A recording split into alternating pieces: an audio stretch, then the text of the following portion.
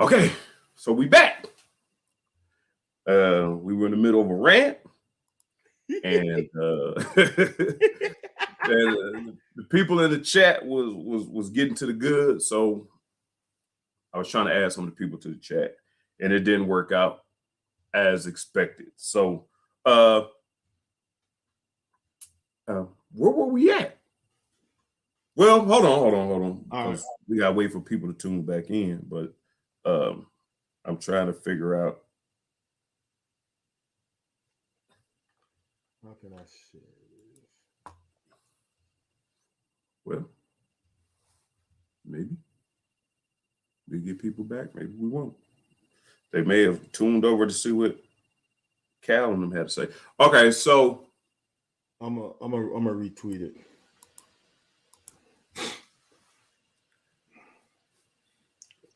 Okay, here they go. I think we get everybody back in the saddle.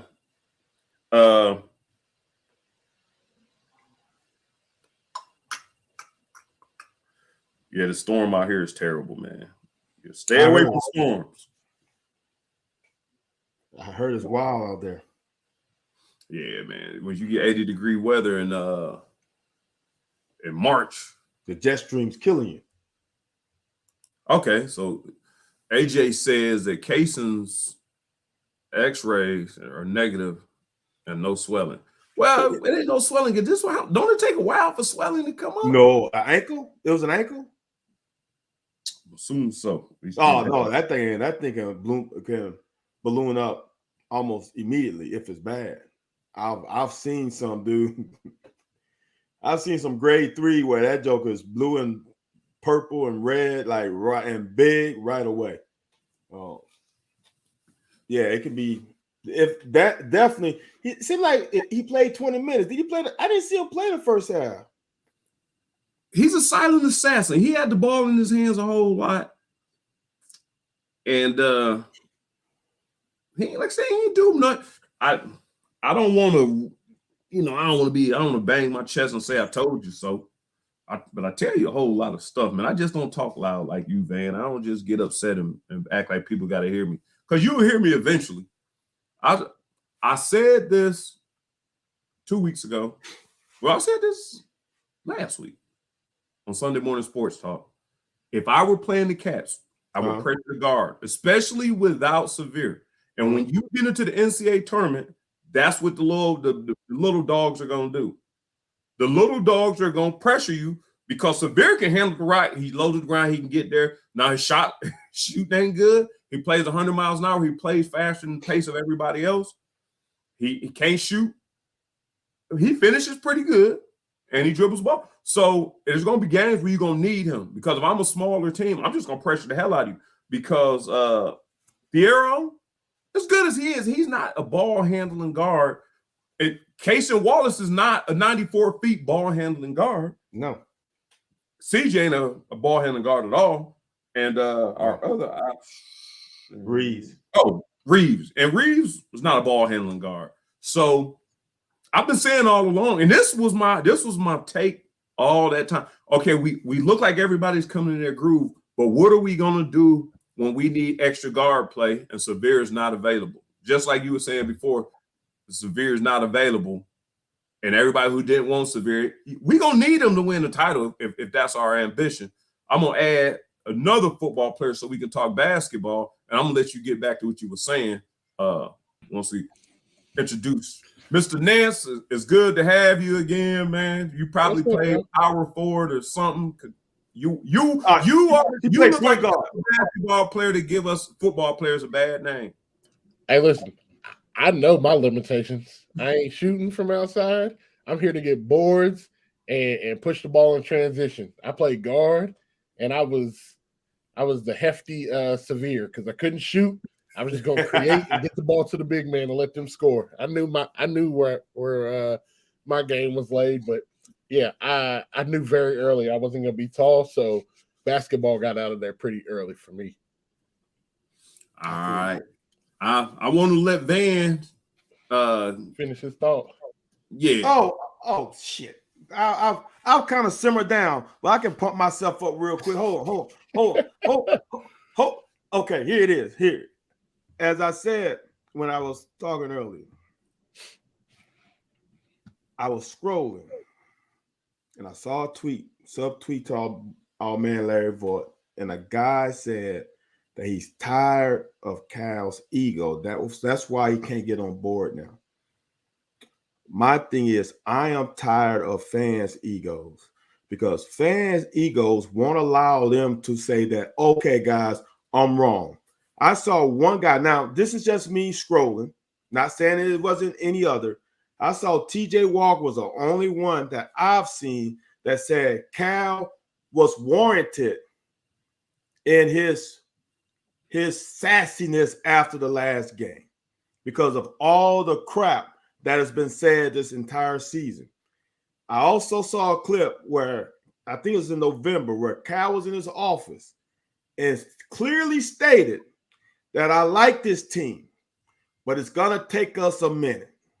But ain't nobody want to hear that shit because all you wanted to do is have your damn ego and be like, yeah, y'all ain't shit right now. Y'all playing horrible. Even though the record wasn't that bad, if you look at the numbers, the record was not. They're a 20-win team right now. But people don't want to see that. People want to go to their narrative because I've also seen another tweet of a guy said that we care too much about kneeling, and then since then our program has gone down. Wow. So which one is it? So now y'all can go on these rants and say, oh, y'all are what they call sunshine pumpers, right? But then when the shit turns around, you can't say, you know what, y'all? I was wrong. I got ahead of myself. I heard a guy tweet, again, scrolling down a tweet and say, hey, for all of you guys I told you so, guys, let's just enjoy the wins. Let's enjoy these wins right now and get into the tournament. But you wasn't saying that shit when we was outside the tournament a few weeks ago. You didn't want to hear that shit. All you wanted to do was be negative. But now when stuff started turning the other way around, all your egocentric guys are fans. Look, y'all, I was wrong. I applaud this team. They proved me wrong. But y'all can't say that. And I'm going to go back a little bit. It's like when God dog it. What's the receiver for? This is bad. This shows how old I am. The receiver for the Dallas Cowboys, University of Miami, 88, the best receiver. Michael Irvin. Michael Irvin. Michael Irvin. Damn, see, that's why I'm bad. But Michael Irvin got into his incident years ago when it was proven that what happened and what was reported wasn't accurate. Ain't no reporter come back and say, you know what? We wrong for reporting that, Michael Irvin, slandering your name, putting out reports that we haven't verified yet that's making you look like an asshole. But when it comes back year later that he was in the right, no one comes back and say, we need to retract what we said. What was said was what was said, and it was never an apology for it. And that's the same thing that we go through here. Is fans are just fire Cal. These players suck. Severe is the worst. These guys don't play with any emotion, even though that y'all been asking for an old fucking team for the last 5-6 years. We sick of the one and done. They don't care about the university, all this stuff. They don't care about what's on the front of their chest. All they want to do is go to the NBA and make money. Now we got an old fucking team, and ain't nobody saying, okay, maybe we were wrong about that too. But y'all ego is the problem. But y'all want to say, I can't deal with Cal because it's ego. I think it works both ways. I got some news for you and AJ as well, I guess, because Van started off with they too busy kneeling and what. I just want you guys both to know it is March 1st. So the honeymoon is over. We back to just being who we were. For the That's my joke at work. Depending on who you are, it's a joke. Some people are a joke. Depending on who you are, it's a joke. That's my thing at work. So today is the first. That was great, dude. That was on point. That was in perfect timing. Damn, you could have. That was good. That's why you're the best. AJ, you've been dealing with the fan base, Big Blue Nation, more recent since, and you've probably experienced a lot more success than Van and I have. What's your take on the team? What is your take on? I gotta say, like, Van's right. Van's right, and twofold. Like, Van's right, and he was the only one beating on the table saying, y'all are going to need Severe later while you're crushing them now. And from the jump was the person saying, like, y'all are going to need Severe and we ain't going to have them, or we're going to have to rely on them later in the season. I was probably one of the proponents that was like, I think we needed to allow Kaysen to be a ball dominant guard and get used to that for situations like this later in the year when you needed some ball handling. I have to control myself from being negative, because while I don't have the basketball talent to analyze a game like I do for football, basketball to me comes down to like energy. And I think part of what Van was saying earlier is correct. Like, yeah, like people were saying this team sucks and all these negative things, which is likely not true. And like now we've seen them turn the corner and it's not true. But I do think at times earlier in the season, the effort was not there. And I think when we get ourselves in trouble in these games, we just have lapses of effort. And like effort is something you can control. Like when the ball's coming off the rim and we're not attacking it with two hands, or like when we're not hustling back in transition, like those are the things that will frustrate me more than shots falling. Like if you run a good set, you take a good shot, you just miss an open shot, that's basketball. But if you miss an open shot, you're kind of dogging it back down on the other end of the court and you're getting beat for layups, or you're not trying to run off screens. If you're not trying to hedge hard or run off screens hard to get back in front of your defender, those are things you can control. And if you're not giving that effort, I think that's where a lot of like my frustration will come into it. I think this team's good. Like, are we top of the class in basketball? If you look around all the other teams, probably not. But we're not bottom of the barrel either. And like we've all seen this play out every single year. Like none of that stuff matters once you get to the tournament. You just get hot and the chips fall where they may. Like that South Carolina team a few years ago with Sindarius Thornwell. Yes. They were middle of the road. He got hot and he carried them to like an Elite Eight Final Four. Like it just didn't, like none of that stuff ever matters.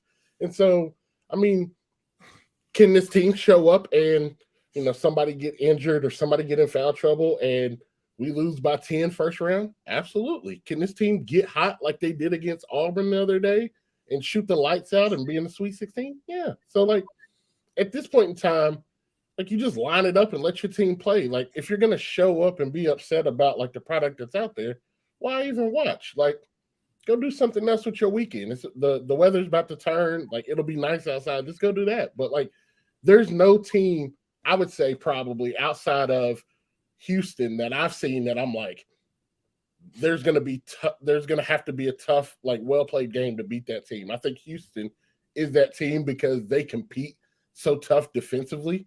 But, like, Virginia is that version of Houston, but they can't score. They struggle scoring. Yep. And then you see a team like Kansas, and they're just as up and down as we are. Right. So, like, it's wide open. That doesn't mean I'm going to pencil us in for the Final Four, but, like, why can't it happen? Why can't it happen? I'm over here looking around, man. Because Sunday morning when you got 3 hours of show, people come up with whatever they can. Everybody surmise a reason. And I'm looking at our winning streak. Auburn shot 33% from the field. We out rebounded them. We shot 56%. Florida shot 40. No, they shot 50% from the field.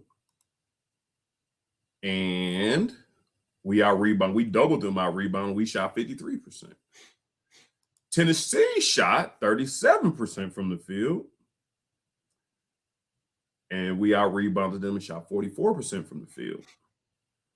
Vanderbilt shot 40% from the field. 45. 44.8. We're going to round it up. Okay. We shot 32%.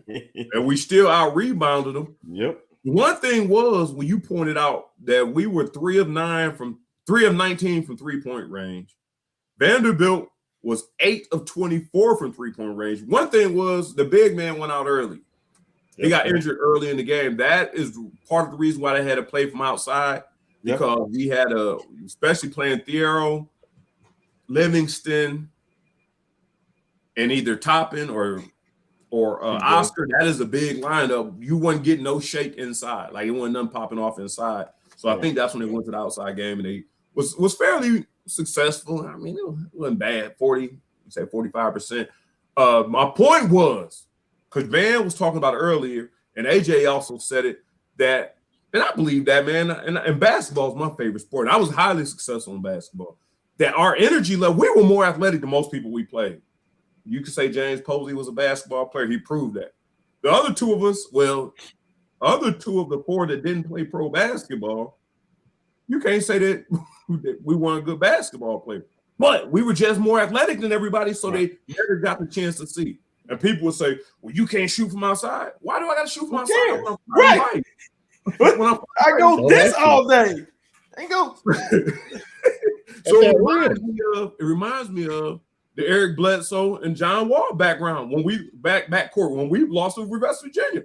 We took that many damn outside shots, and we got the number 1 and 2 point guards in the nation, the fastest men in America in college basketball with the ball in their hand, and we shooting jumpers. Facts. Well, even tonight, the shots in the first half tonight from outside weren't bad looks. We just weren't making them. Right. Now, my argument would be when the big top bun, when he gets number 3 and number 4 pretty quickly, it should just be an Oscar-dominated game. Everybody else stand outside the arc and pound the ball into Oscar, because there's nobody defensively who can stop him from getting to the rim unless he settles for a jumper himself. And I felt like there were a couple, I know a handful of possessions, like toward the end of the game, we were either down by 1 or it was tied. We had a transition opportunity. We kicked out to CJ for a 3 with Oscar running down the middle of the floor wide open. Reeves caught the ball on the wing, dribbled into a charge when we could have just kicked the ball down to Oscar. And then one of the final 2 possessions, Reeves dribbled into wasn't a trap, but he dribbled into some pressure and ended up turning the ball over. Those plays, I think, while we're still a young team because we haven't played that much basketball together, those are the things that you would like to see eliminated at that point in time. But everybody's gassed. People are playing minutes they're not normally playing because we're down 2 guards. Everybody's having to fill in other roles. So, do I want to lose to Vandy? No. Is the kid that shoots 30% lifetime from 3 going to shoot 4 for 4 every time we play Vandy? No. Is Top Bun going to make his first career 3-pointer? No. Is the left-handed shooter who can't shoot going to hit one flat off the back of the iron and it fall in? No. So it's shit happens. But it's I think there's keys that you could take away from today's performance that will translate to wins later. And you just got to hope that we stay healthy. Hold on, man. We had a possession to win the game, and we didn't pull through. And Jordan Wright made a contested slipping jumper in the middle of the lane. It wasn't meant to me. It wasn't meant to be. It just too much crap happened, and for Reeves to be scorching these last 2 to 3 games and to come up with this. And here's another thing I'm gonna say. This is another thing goes to fans' egos. I think fans just automatically think that because Kentucky's on the chest, that we have the best lineup in all of college football. And that's the most BS shit I've heard. I've heard too. Well, we still got Well, the they best say college football, so I mean college basketball. My bad. Definitely not college football. We got the best. Cal has the best lineup in college. That is, you don't watch enough basketball. Because if you watch enough basketball, you will say, all right, we might be top 15 with this team. Now, in the past, have we had the best lineup? Sure. Maybe next year we might have the best lineup. But this year, we don't have the most talented lineup, period. And we don't have the best put together lineup either. I think that's the point. I think talent, we should out-talent everybody, almost everybody that we get on the floor with. But for playing basketball, no, we don't have the best. Hold on, AJ. Let's go by position. Is Oscar Tshiebwe the best big man in college football? I mean, college basketball. Why I want to say football? What? Well, I want to say, I'm on college, the best big man in college basketball. No, like Drew Timme is the most talented, like big man that's playing. He ain't top 3. Look at the people Oscar's playing against. No, I think he should be. You're right. Okay, but let's go. All right, is Livingston the best 4 in college basketball? Basketball player, no, but athleticism and talent, I think he's up. Wait a minute, is Livingston the 4? I would say Toppin is the 4. You gonna move Toppin out of the way? Toppin is 3 to me. See, I think those are flipped. I think I can see what you're saying. I can see what you're saying. Okay, all right, 4-3. It's positionless basketball, so it don't matter. 4-3. But yeah. All right, so is Toppin the best 3-4 in college basketball? Is Toppin the best athlete at 3-4? Probably. That's why I say talent-wise, yes. But like as a whole, as a basketball player, probably not. Whoa. Just because Toppin can jump out the gym means he's the most talented? Well, I mean, like you also got good size. Like he's lengthy. He can jump out the gym. Like those things contribute to it. But like, again, that doesn't make you a complete basketball player. That's why I say talent-wise, I think we should stack up and be above the teams that we're playing. But as a basketball team, no. Like, I think you're 100% right there. So the only guy whom I can say that I can argue for is Casey Wallace. Ain't nobody else. And then the second guy, and this will shock you, is Thero. He's probably on the bench, probably one of the better bench guys in the country, but he ain't even close to being there yet either. But all the rest of the guys, come on, man. And here's the bad part about it, and this is bad to say. How many teams will Oscar start on in the SEC? Top teams. Let's not go with bottom teams. Would he start on Bama team? He doesn't mesh well with that system. Would he start on Mississippi State team? They already got a banger. Would he start on Texas A&M team? Probably not. I'm just saying. Man, Van House. I feel like Bama. Cut you off for a second. I feel like Bama would love Oscar. Sorry for almost about to call you Jack Pilgrim, man. But hold on, let me cut you off for a second. First, second, third, fifth, and sixth of all. Okay. Dude.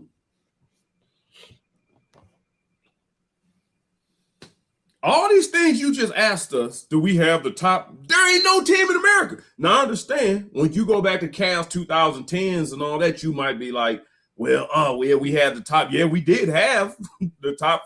We was up there with Jalen Rose, Chris Webber, right. DeWine Howard. We were at that point back then, and for like the next 3 or 4 years, we were at that point. Right. All the questions you asked, I don't know how our followers and podcasters feel. I don't know what the hell your point was. Because I'll tell you, we don't have the best. But AJ said, and I agree with AJ, you put them all in a pot. Coach Wright, they can do it. Hold on, Van. Hold on. Here's the thing. And this is what I was gonna say before we even started on this tangent. There's 2 things. AJ said earlier that there's several possessions that were crucial down the stretch that we should have went to Oscar. And I don't know if you remember. I know you didn't watch the game. I don't know if you remember me telling you that big man got hurt early. Yes. So when you need a point, you ask me, was Oscar the best player in the nation? Maybe not. But the best big man on the court tonight. He should have been. So you need a point to manufacture that. Here's my second point. You talked about the last play of the game. Last play of the game.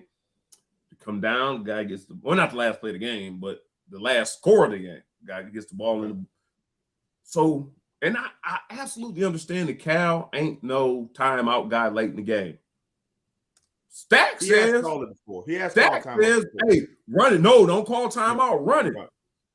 But we didn't have Case and Wallace then. They were out of big, man. There was a lot of things going on in that game. I think Severe wasn't in, Case wasn't in. We don't have a true point guard at that point. I think you kind of didn't he call a timeout, Anthony? I thought he called a timeout. No, not when I'm saying I'm talking about defensive wise. I think you can line up out there. Whatever the case might be. Well, but you one point you did make earlier, and it's been the same this whole season. And people pick and choose what games they want to pull it out. Our ball defense is terrible. It's horrible. Horrible. All of them. It's just horrible. Sometimes they just miss the shots on the regular season. All of them. Every single team can get to the rim, but us. I cannot understand it. But Anthony, this is why I said that. I didn't say that to prove a point for me. All I'm saying is fans' egos just automatically think that because we got Kentucky on the front of our chest, that we're gonna always have the best team. Like, period. And if we don't, and you should though. Huh? You should. How? Dude. If Alabama wasn't in the top 5 or top 10 in recruiting, wouldn't there be an issue? Whoa, but we haven't been in the top. This is our first number 1 recruiting class since when? Larry Buck told me we've only had, I think, 3 classes that weren't top 1, 2, or 3. Yeah. I think Larry Vaught told me we only had 3 classes that went top 1, 2, 3. And we had 2 NIT seasons, or should have been NIT. So I thought a couple of years ago we were like 5 or something. I thought a few of these because, and the reason why I say that is because fans were bitching that we were not top whatever anymore. Oh my God, what's Cal's is like how much like Phil Former happened with Tennessee? Like, oh my God, what Phil just think he can just roll a Tennessee name out there and get recruits? I vaguely remember that there was some class that we were not top 3. Oh, okay. That's why we didn't have any timeouts. That's why. Well, that's what. But Cal is notorious, not notorious in a bad way, but that's his thing. Like coaches that go for 2-point conversions in certain situations, that's their thing. Like that's their niche. Yeah. And Cal don't call timeouts late in the game, so I understand that. But apparently, Cobby Cobb says we didn't have timeouts. So but the thing about it though, he called a timeout before the last shot. He called a timeout before. Like with like a minute left, that Oscar got the bucket to tie it up. He called a timeout before that possession. Yeah, okay, that's what it was. Okay, they came down.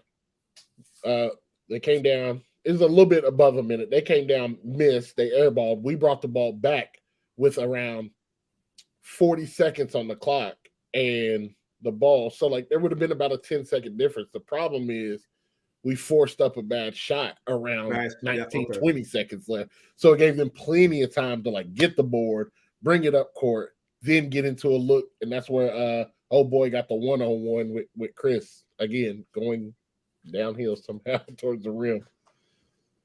Real quick. I go on Rivals for the recruiting. In 2022, that class was ranked 10th. In 2021, that class was ranked 6 or 7. So that's what I'm saying. We just automatically think that we are going to have the best athletes or the best basketball players all the time. Well, you said 2. I said there was 3. So, you said 3 since when? You said 3 since when? 3 since when? His whole time here. His whole time here is only at 3. So let's stop that because he's been here for 10 years. You guys say 3 within the last 5 years, because then that makes a difference. Because these few teams, ain't been the best basketball team on the planet. That's what I'm saying. I don't try to customize my arguments. Okay, I try to make sure they fit For I don't mind the most recent class. I don't mind the most recent class being low though, because you have the National Player of the Year returning. So that class, in theory, that bumps up that class because you're attaching it to, and Case is projected to go, and Livingston was high. Chase, okay. Case is projected to go. So those. All right. Let me ask this, and this is going to piss a lot of people off, right? These old guys that came back are any of them first round picks? No, I don't think so. No. But Alabama got, I don't even want to say it because it's too soon. Hey, stop. Too soon. It's too soon, Anthony. Too soon, man. God damn. I'm trying to, hey, this is a family show. It's a family show. And now, look, there are guys right now. There's two guys in the SEC that are true freshmen that we normally will have on our team. You got Nolan Smith and you got Miller, right? One is at Arkansas, one is at Alabama. Those two guys in the past will be at Kentucky. It's a difference now. These day and age, I'm not saying our team is horrible. All I'm saying is fans just automatically they don't look at any other team. They just think, oh, we just the best team in the SEC now. Always. Those days are different now because if you add NIL to the deal, there's a little more reasons to go other places and maybe stay close to home than it was back in the day. Possibly. I mean, like, you're gonna miss, like, when you play the game enough, you're gonna miss on recruits, and that's gonna happen. But like, we can look at Kaysen right now. Like, I would argue that we have a top guard in this league in Kaysen. Yes, because he plays it on both sides of the ball. I think for sure. If the way Livingston has been playing the last month, if he had been playing like that the entire season, I think we would look at him in a totally different light. You know what I'm saying? So, like, our two biggest recruits coming out of this class, I think we would look at them. I think we look at one respectably and we say that's a good selection. I think had Livingston been kind of churning out the production that he's had this last month over the course of the season, we would look at this class totally different. I also think we probably have 2 to 3 more wins as well. So, like, it's going to take them time to blossom. I think the argument, at least for me, is like, we have a ton of bigs, right? Like, if you look at it, like, you got we wing heavy. Asenio, you got Ware, you got Oscar, you got Dane. I mean, throw Toppin in there basically. We limited on ball handlers. Like, Severe's our ball handler. Kaysen's a ball handler, and that's where it stops. And, like, I have been the number one Thiero fan saying he needs to get more time and play, but, like, he also has to be able to handle ball pressure and bring the ball up. And if he can't do that, you can't play him off ball if he's in the game. So it kind of negates being able to put him in the game. CJ's not a good ball handler, so you can't have him run guard. And Reeves ain't a good ball handler. So we're stuck in the mud, especially the last month because Severe's been out. Oh, don't say his name. Please don't, because people are about to turn off. They're about to, hey, we gotta leave. We gotta be Severe Wheeler. Oops, I said it. We can't say his name because people are gonna start turning us off because people don't like him. I'm gonna ask this. I ain't gonna really ask, but I'm gonna say this. The first thing is Van brought up the whole idea that those classes we had, how they match up with everybody else. You named another top recruit from one class, or another top recruit at another team, 2 different teams. The John Wall team, the Anthony Davis team, the Karl Anthony Towns team are historical. That's up there with Fab Five. That's up there with Grandmama. That's up with Stacey Augman and them. That's up there with the Duke team. Hold on. What I'm telling you, Zion Williams. That Zion Williams team is in that category. They're dogging that team. Dogging that team. Van, would you just add, I'm not talking about the accomplishments. I'm talking about the talent that was brought in. Gotcha. Van, what you just asked was, well, no other team has that either. Now, back 2010, 11, 12, 13, 14, not 14. We did have those talents. So the question you asked, how many people has that many stars? Nobody has. The last team that had that many stars was that Zion team. No. That's not. I'm just saying that fans just automatically just carte blanche, no matter what happens, says that we just have the best players on the planet without watching anybody else. I'm not saying that we don't. I'm just saying fans automatically. I think it's 2023. Hey, hold on. In 2030, they think we have the best players. They gonna forecast we're gonna have the best players in the country in 2030. Hey man, hold me back, AJ. But I just want to ask him this. And I think this is what I say, and I say this on Sunday morning. From what you just said, and I think the fans are saying, maybe not we have the best players in America, but we damn sure shouldn't have no scout team players. Like even our walk-ons should be somebody that can start somewhere else. I'm not saying that we got the top tier. We don't have that. We don't have that boogie in them class, but we also ain't got that Ryan Harrell class. Like we ain't never doing that again. That was a class. We just had a class not too long ago. It wasn't Ryan They could have never asked you, BJ Boston. You ain't gotta go that Ryan Harrell. But what I'm saying, this is what I'm saying though. It's kind of like this was equivalent to kind of like how Tennessee views our football team, right? They just automatically think Kentucky football sucks. But football ain't what it was in the 70s, 80s when LSU, Tennessee, Georgia just got everybody. Oklahoma got everybody. The talent now is spread out. You don't have to look. Gonzaga getting top 10 players now. Why would you go to Gonzaga 10 years ago? You wouldn't even think about it. But now players are spreading out. And that's all I'm saying. I think on paper, we do have athletes, but like you just said, everybody has athletes now. And when you got a group, and I'm going to tell you, I'm a big Kevin Sampson fan. I've loved him forever, except when he went to Indiana. That guy can flat out coach. And one thing about it, he's going to recruit guys who play like he wants them to play. Them are dogs. They ain't going to shoot you out the gym, but you ain't going to shoot them out the gym. Right. Because they're going to get the gat on your ass on defense. That's what, to me, I'm going to say this. And that, if fans want to get on Cal about something, this is what I would get on Cal about. All those previous classes, right? All the players came with a little edge. Boogie came with edge. John Wall came with edge. Isaiah Briscoe came with edge. Then Reese started recruiting choir boys almost, right? I mean, just look at some of these recruits as a recent. Them are good, upstanding citizens. They are nice kids. We love them. No one got an edge. Now, this DJ Wagner, here's the thing that bothers me, right? So fans love the Boogie. Fans love the Briscoe, the Bledsoe, right?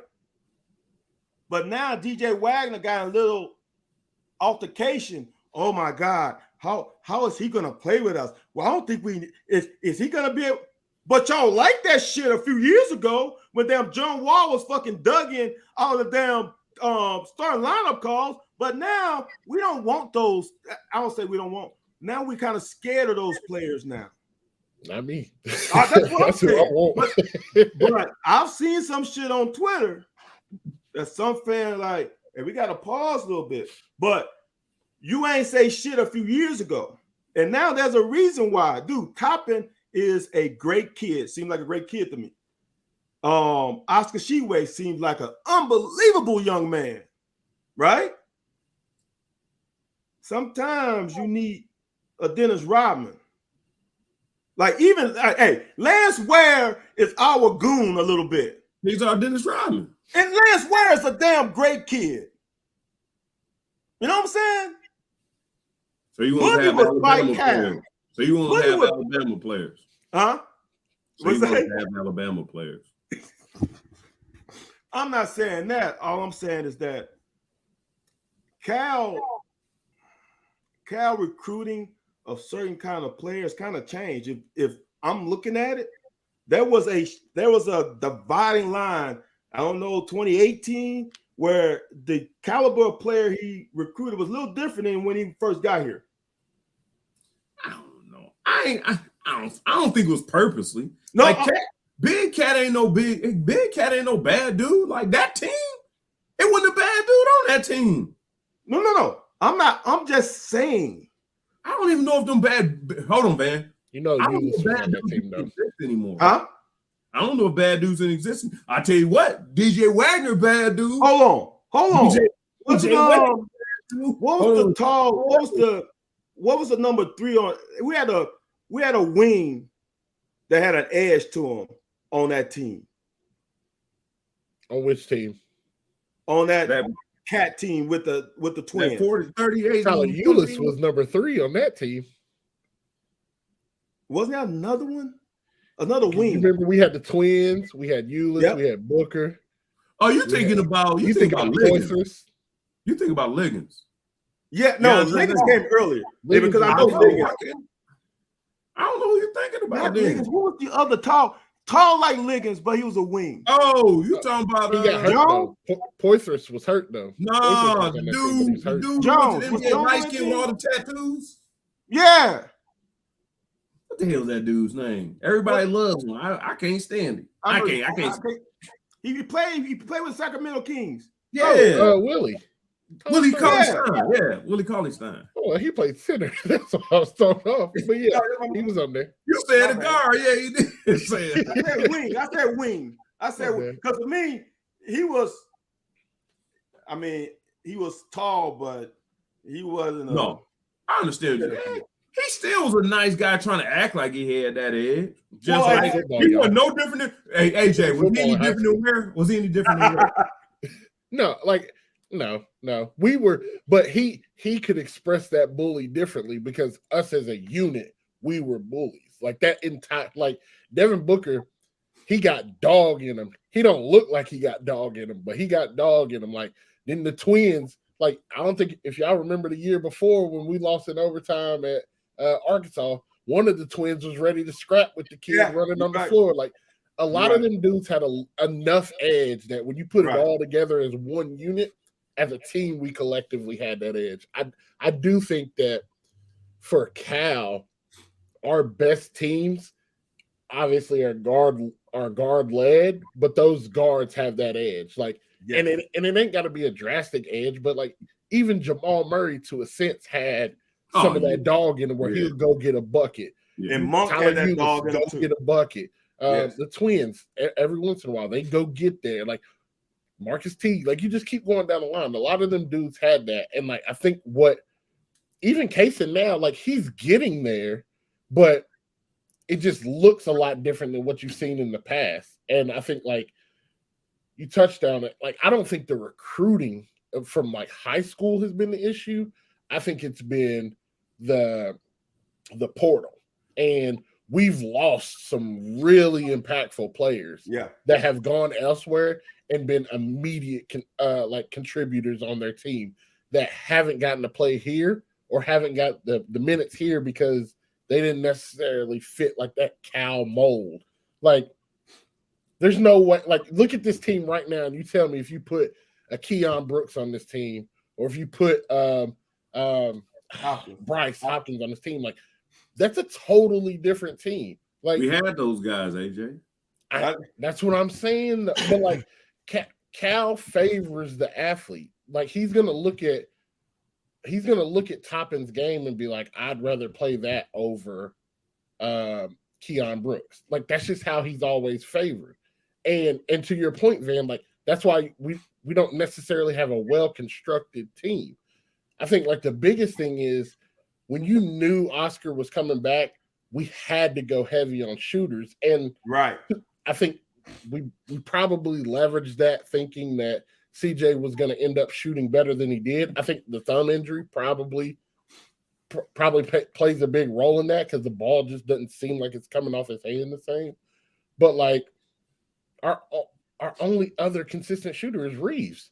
Right. Well, if there's a game like tonight where they're not making them, why respect it? Now, AJ, we could use you can't come on here and give me excuses because when CJ didn't have a thumb issue, he wasn't making it either. That's if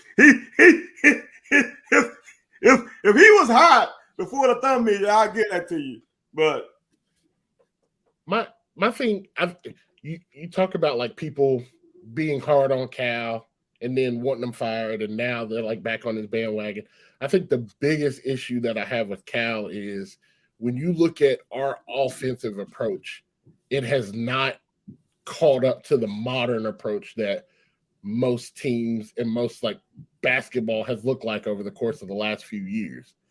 Like our big man, like Oscar shoots decently from mid-range, but like we don't stretch the floor with our big man like a lot of teams do now, and we don't have like multiple consistent shooters on the floor at all time. And I think like when that's the issue, like it's gonna be hard to beat some of these jump shooting teams because you get a team like Vandy who you're better than, but they're plus, what was it? I think it was plus 18 from three today. Like it's harder to win those games now because they're going to sink in on Oscar, making it difficult to get him touches. And if we're shooting 3 for 19 from three, we ain't going to beat a lot of teams. And like, look at the team construction last year. Like our only shooter was it was Kellen, and did we have another shooter last year? It's pretty much Kellen from what I remember. Like you can't. Davion was a big. Oh, Mitch shot well. You're right. He wasn't a volume shooter like Kellen, but he knocked down the big shot. He was a good enough shooter to be considered that. But like 2 on the floor versus 4 on the floor, and think about the games we've won over the past 2 weeks, right? Think about how much more consistent Toppin has shot from the perimeter in those wins. We're a different team because it stretches the floor. Now you can't double Oscar because you got more shooters to spread the floor out. And if he's shooting it with confidence, if our players are shooting with confidence, and hopefully they get the results of them shots falling in, then they'll start to shoot them a little bit more in rhythm. But right now, like we just don't have enough bodies to stretch the floor like that, and not people respect it. Because like you said, CJ hasn't shown over the course of the last 2 months or really throughout the season that like I'll let you shoot 10 times. If you're only going to make 3 of them, like that's a win for me. Because that's 10 possessions that Oscar's not touching the ball, and you're only getting 9 points out of that. And I think like that might be being nice about him going 3 for 10. He just hasn't been consistent shooting that 3. Oh, you muted. Hey, you on mute, my man. Oh, my bad. I said it. I know you don't drink. I don't know what your problem is tonight. No, dude, have you not seen me froze? I've been in and out. I've been having trouble. It was 80 degrees up here, man. Here. You could come up north. It's 80 degrees up here if you froze. Dude, I live in 80 degrees 80% of the year. Don't come with that. Don't come with that. That's different weather down there. It's different weather here. Hey, the IQ of this team, I said this early in the season. Their IQ is not very high. Basketball IQ is suffering, and that's an issue. It is no way. But here's the thing. This is why I love when fans say, "Oh, Cal should have got more shooters," right? But when we was in the Bahamas, a lot of y'all MF was saying, "Oh, this team is going to win the title," because they were shooting lights out. They were fucking banging from damn Nassau. That's how they were doing it up there, right? Here's the deal. And many players have said this. Only certain players can play for this university. You know why? Because the pressure is great here. It ain't like it is in Iowa. It's not like it is at Illinois State. It's not like it was. Who was the other shooter we got? It's different here. And some of those guys ain't come here and lit it up like they lit up at the other team. And then it's, oh, Cal must have done it. Oh, it was Cal's fault. Dude, if you're a shooter, I don't care. I'm playing for Cal. I'm playing for a 2-year-old infant. I don't know basketball at all. My shot is my shot. If I'm a shooter anywhere.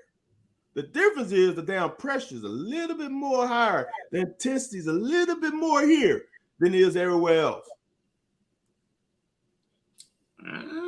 I'm gonna give that some credence, man. I'm gonna say this though. I will say this. One thing, and let me go back. I wanted to bring this up earlier, Van. I was gonna bring this up earlier.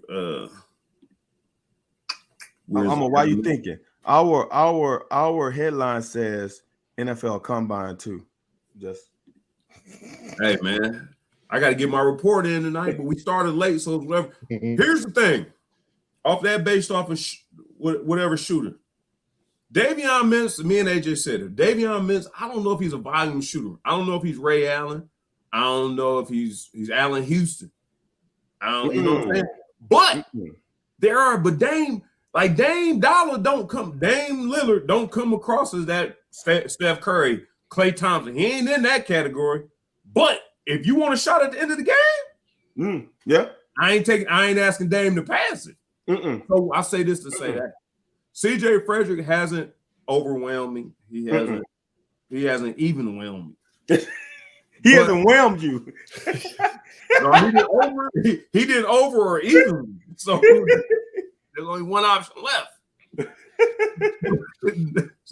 But my thing is this.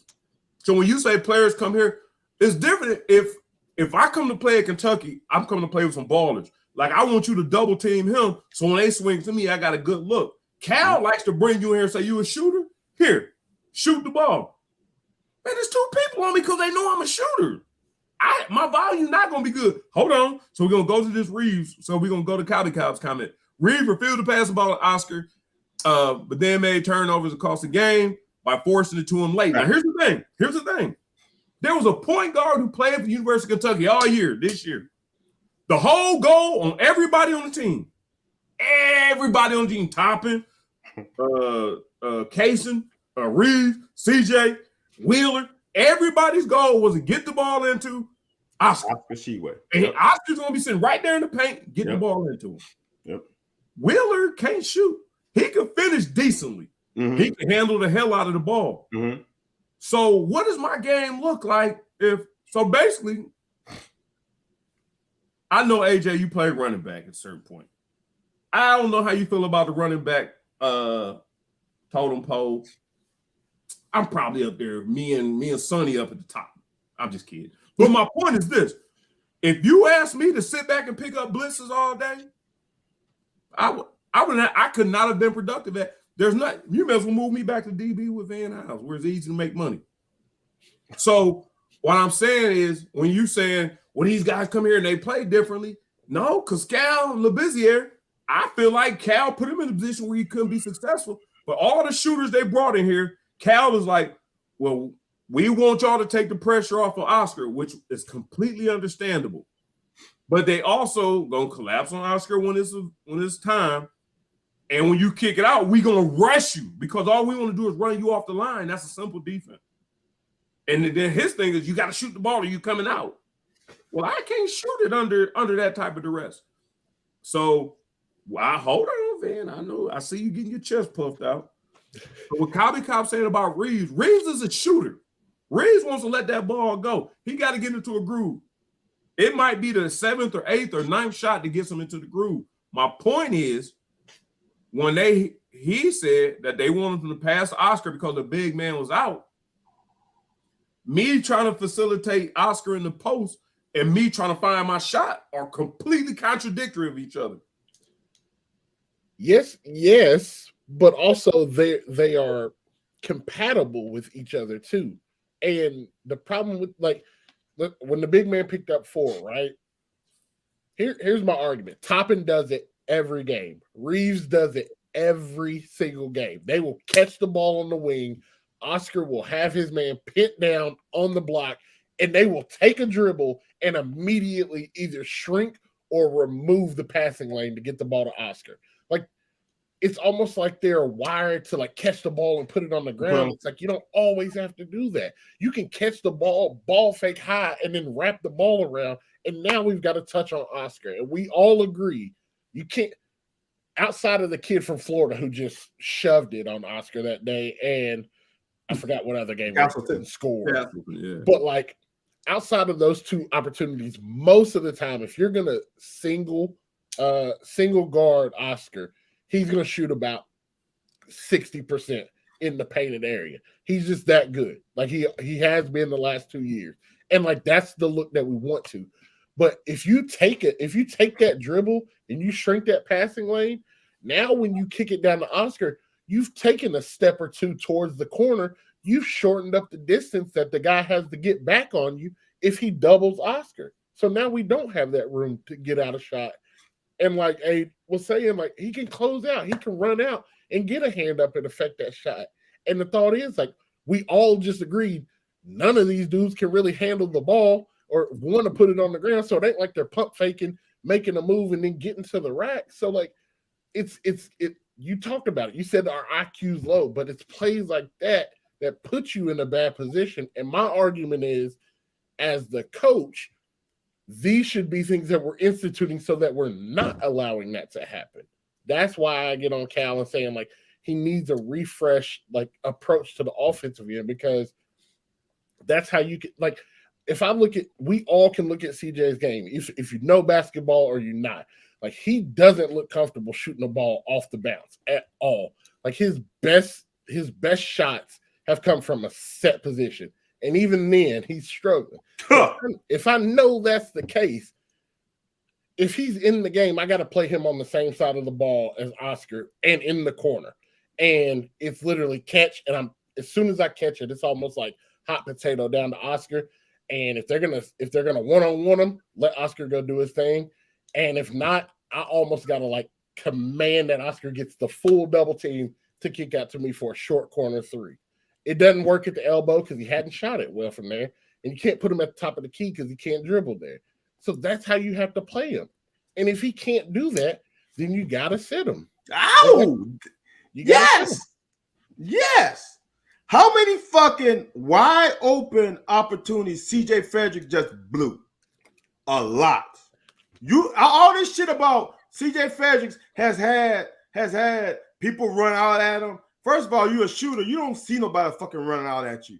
You're gonna either block my shot, I'm shooting it. So that run out thing is to me baseless because I'm a shooter. They're gonna run out at me.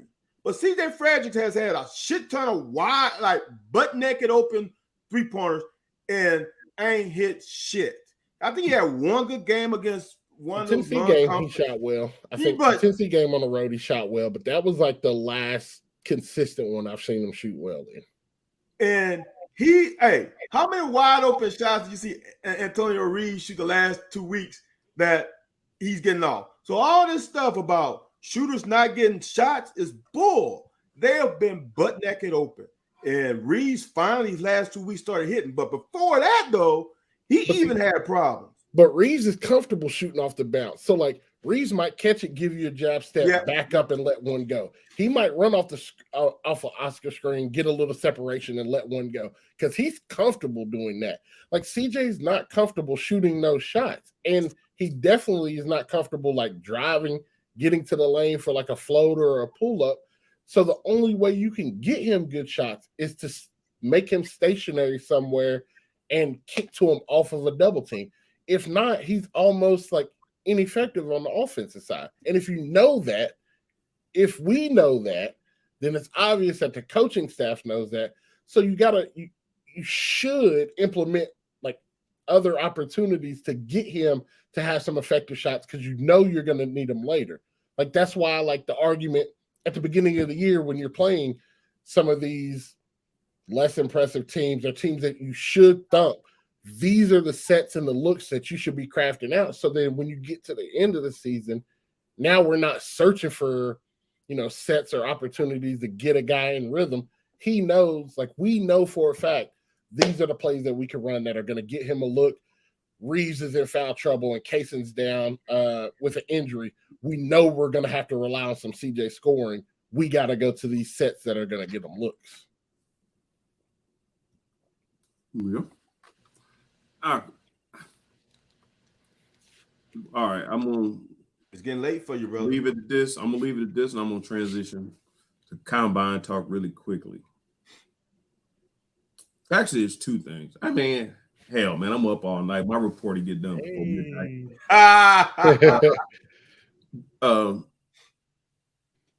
Honestly, we're gonna say it on here. So when it comes up again later, like I want dude to stand behind my shit. Okay. If I said I can prove to why it didn't happen. No, I could be wrong. Because sometimes players is hoes. You don't really get down and do what you do. So sometimes it don't go the way I expect it to go. And this is the most profound statement I've heard, and you guys are gonna appreciate this. I'm gonna share it with you. I shared it on my social media, Van and on social media, and I'm not sure if me and AJ are friends on social media. Me and your sister are, but I'm not sure if you and I are. Oh, what? Facebook or? I don't know. I follow you on Twitter for sure. I know it's your sister, Jessica, right? Yeah. Me. Oh, so here's the thing. Listen to me. Hold on, give me single screen.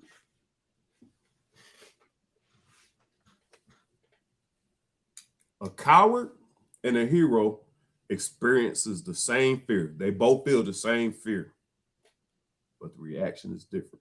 The outcome is different. Let that sink in, fellas. I actually saw that with you. I saw that too. I don't know what. I'll post it on all my social media, so you've seen it on Twitter, probably. Okay. That's what I was about to say. That is, man, I thought about that. I'm like, because I work with bad kids in the school system. They act like, man, I ain't scared. I said, people die every day. That's not scary. Not bad kids. Don't put that on them kids. Not bad kids. Not bad. Well, they labeled as bad kids. That's what. Okay. Right. I appreciate that. I appreciate that, Van. I appreciate that. So not bad kids.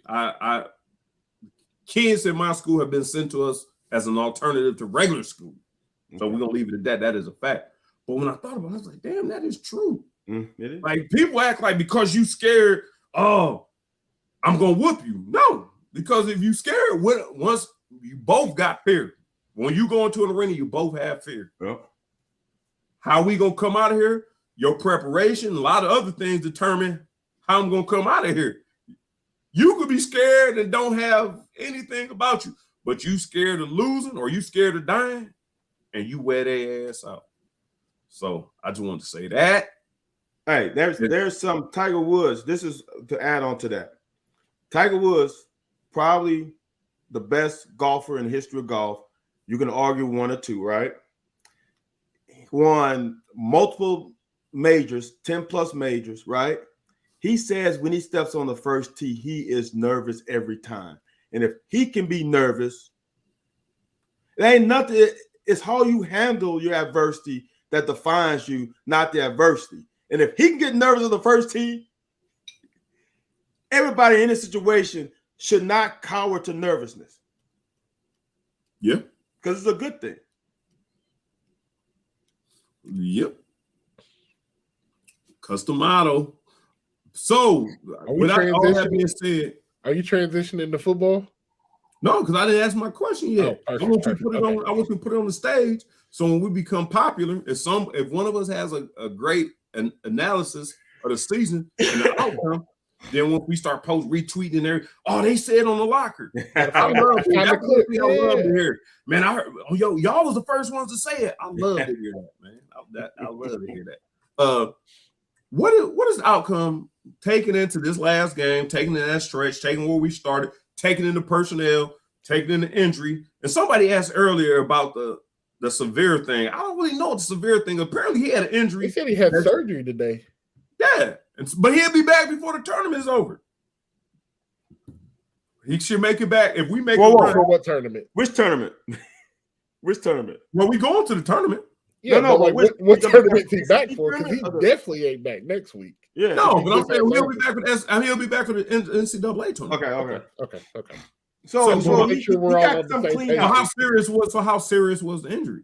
I seen Marshall Faulk have a scope on his knee and play, I think 2 weeks later. Right. Look, here's do you think severe is Terrell Owens? No, because that guy's a freak. Man, that guy's dude.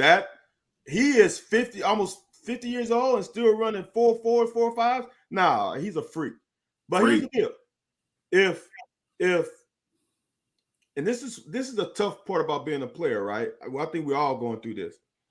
Is you're dinged up, and should I have surgery now, or should I have it in the off season, right? And sometimes you say it's gonna get better, but sometimes that shit don't get better. Then you're like, it's best just to get surgery now, and you fucking missed 2 to 3 weeks when you could have had it 2 to 3 weeks ago, and been healthy. I think that's probably what's going on with Wheeler. I think he tried to rehab and it just ain't working out. And now he's going to get the quick clean out job and he'll be ready for the tournament. I think AJ froze. He looks froze. Yes, he froze. We're going to leave him froze. And when he comes back, we will re-engage him. I don't know. Well, I was reluctant to get to the combine thing. Okay. But I ain't got a whole lot of combine insight. Oh, that ain't. Do you have any combine insight? Oh, insight. I'm shocked that Will Alabama in real heat. I'm shocked that Will is throwing. I'm shocked. But when you got a cannon, when you have a cannon, I guess you want to show that cannon off live. Hold on, let me ask you a question. Uh-huh. Precisely what I told somebody. Let me ask you this question. You remember Deion Sanders? You know who Deion Sanders is? No. Okay. So I know who prime time is. He's a guy who played cornerback. But okay. I told this to somebody because you and the guy I work with are hell bent on he's gonna be a top 15 pick. And he probably will. He's gonna be a top 10 pick. Might be a top 5 pick. Okay, but I'm thinking, knowing what I know, I ain't sure, which is fine. Here's the thing. How do you feel about this? I said that he should pull a Deion primetime standard.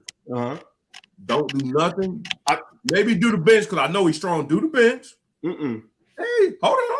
I know you do the bench just to show him you're strong. Just you do that. Do the bench. You probably don't do the vertical. You probably don't do the shuttle. Probably don't do the 40 on that. Do the drills. First drill, I think it's check downs or something. It might be phase. I think it's something to get you loose. So basically, they throw a fade. Soon as he take off, throw that bad boy in the stands. Turn around, put your sweats back on, and walk off. I'm telling you, I'm for real. Because I don't think he can help himself at the combine. The questions I got about him, I don't think he can help himself. And the dude that told me at work today, my man Kyle said, I said, man, I'm starting to feel like you, man. I don't think he didn't play in any of those games, so he hasn't showed what he looks like under adversity. And when people give him small windows, and that's my question about the small windows. And he said, yep. He said that's why he's going to the combine. I said, because everything at the combine, he can pick and choose what he can do. He said the biggest problem is he's not going to have to face is the football execution. Throwing, running, pushing weights, being nice, maybe dissecting defenses. My question is when them live ammunition coming, you got to get the ball out your hands and you got this window. We ain't talking about you letting it go 50 or 60 off your back foot. And that's why I was like, damn, I said, damn, you right, man. Everything you do the combine is just like somebody running a 4.2 40. If you can get a straighter run, if you can get in a football game, if you can run 40 yards untouched, unscathed, then your defensive coordinator need to be fired. I'm with you. I think Will should be doing the things at the combine because they all fall in his wheelhouse. It's showing off his rocket arm and not being touched. And as long as he can run a sufficient 40, he's fine. I think Bryce Young should do what you said. I think Bryce should take the first snap, throw it as far as he can, and don't do nothing else. Don't lift a weight. Don't take no measurements. Don't run no 40s. Don't do nothing. Bryce ain't doing nothing but interviewing. So he ain't doing it. He's already. Here's what I want y'all to understand. Perfect. This is what I want y'all to understand. And it's going to sound crazy. Playing quarterback in the NFL is easier than playing quarterback in college. And here's the reason why. In the NFL, being a defensive back, I can't touch that MF after 5 yards. Okay? I can't do anything to him after 5 yards. So for a receiver, and if he goes to a squad that has a true number one receiver, he ain't got to get the number fucking 3. because he got the 1 and 2. Because one of them in Memphis is going to be open. And the Texas don't have that though. Here's where's it going? All right. Texas ain't got it. Carolina ain't got it. And look, all the quarterbacks that have had problems going in the NFL didn't have a number 1 receiver. If you look at the history of it, you got to have a dog.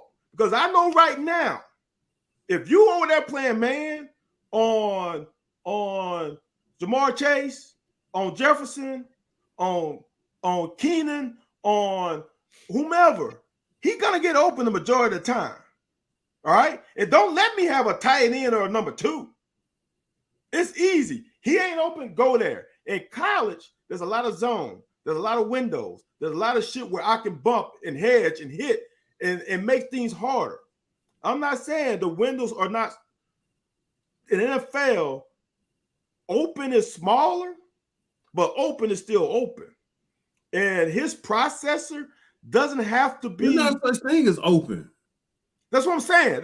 What I'm saying is that you're open in NFL is a little different, but it's still open. If you know what, if you realize that. Stop using the word open. It's an advantage. Okay, no such thing as open. It's leverage and advantage. The only thing you got in NFL is leverage and advantage. There ain't no open. The word term open. You got leverage and an advantage. You don't have open. If the DB is out of phase, I got a shot. Right. All right. And if I throw it in the right spot, I got a shot. There ain't too many damn windows in the NFL because you ain't playing a lot of zone. The reason why you can't play zone in the NFL because you can't hit nobody at the fucking 5 yards. I mean, that's really why NFLs don't play a lot of zone. That's pass Kelly, ain't it? Huh? It becomes pass Kelly.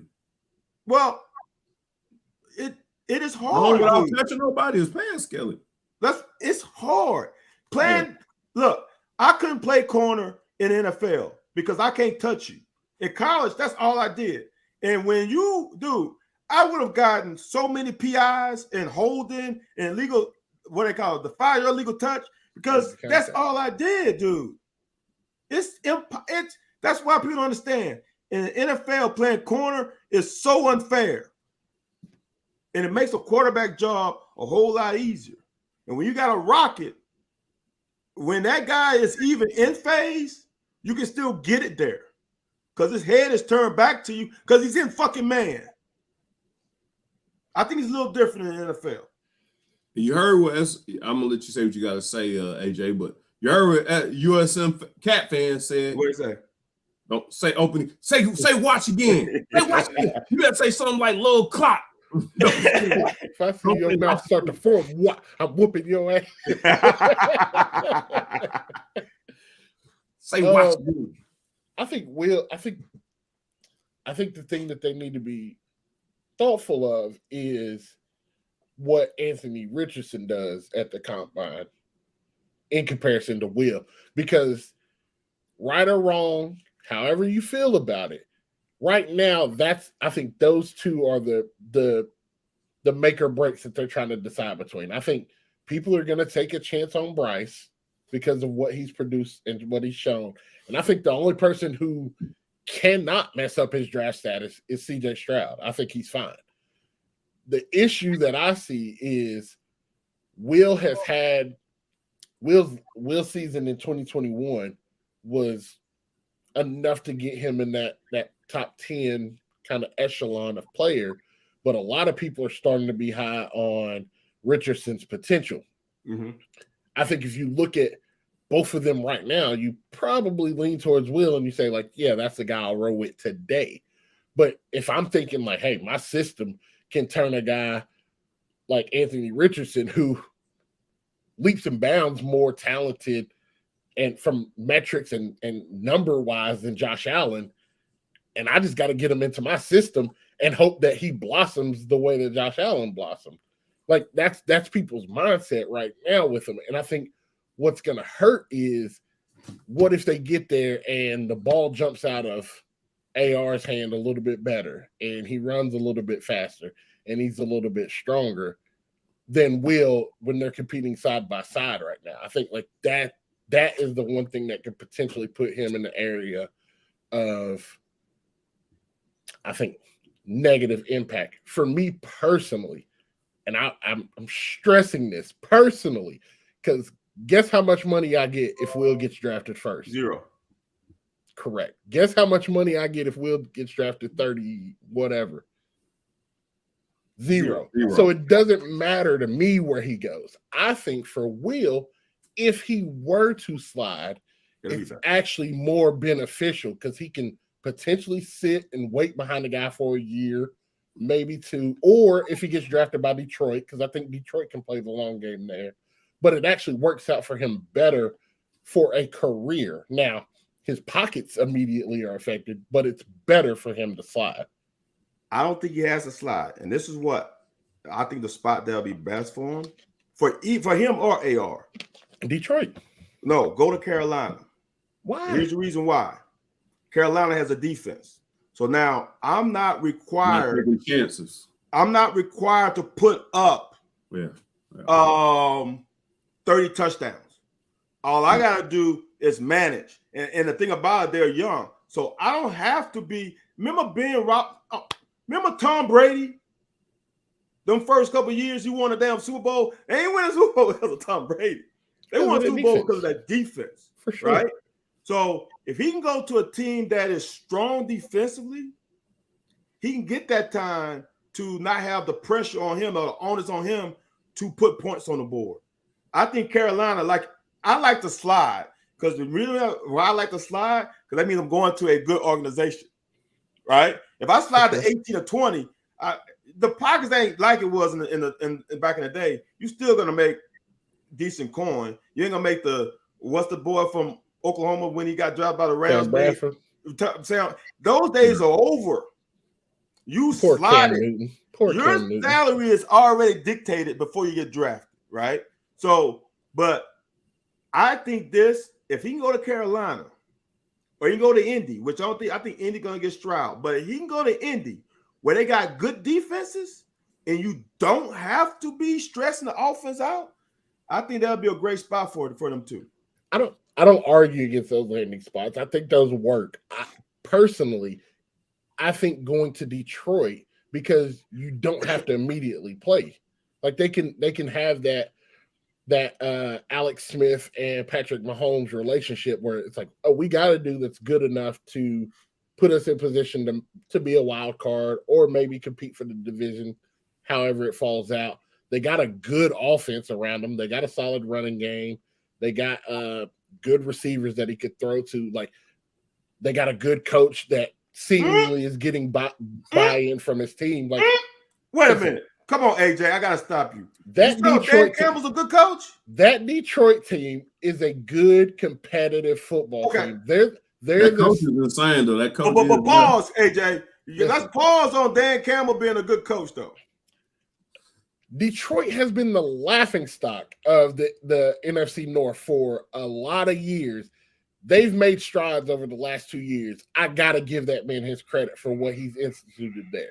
Now, I'm not saying they are Super Bowl favorites. I'm not saying they're going to take a leap and be in the NFC Championship.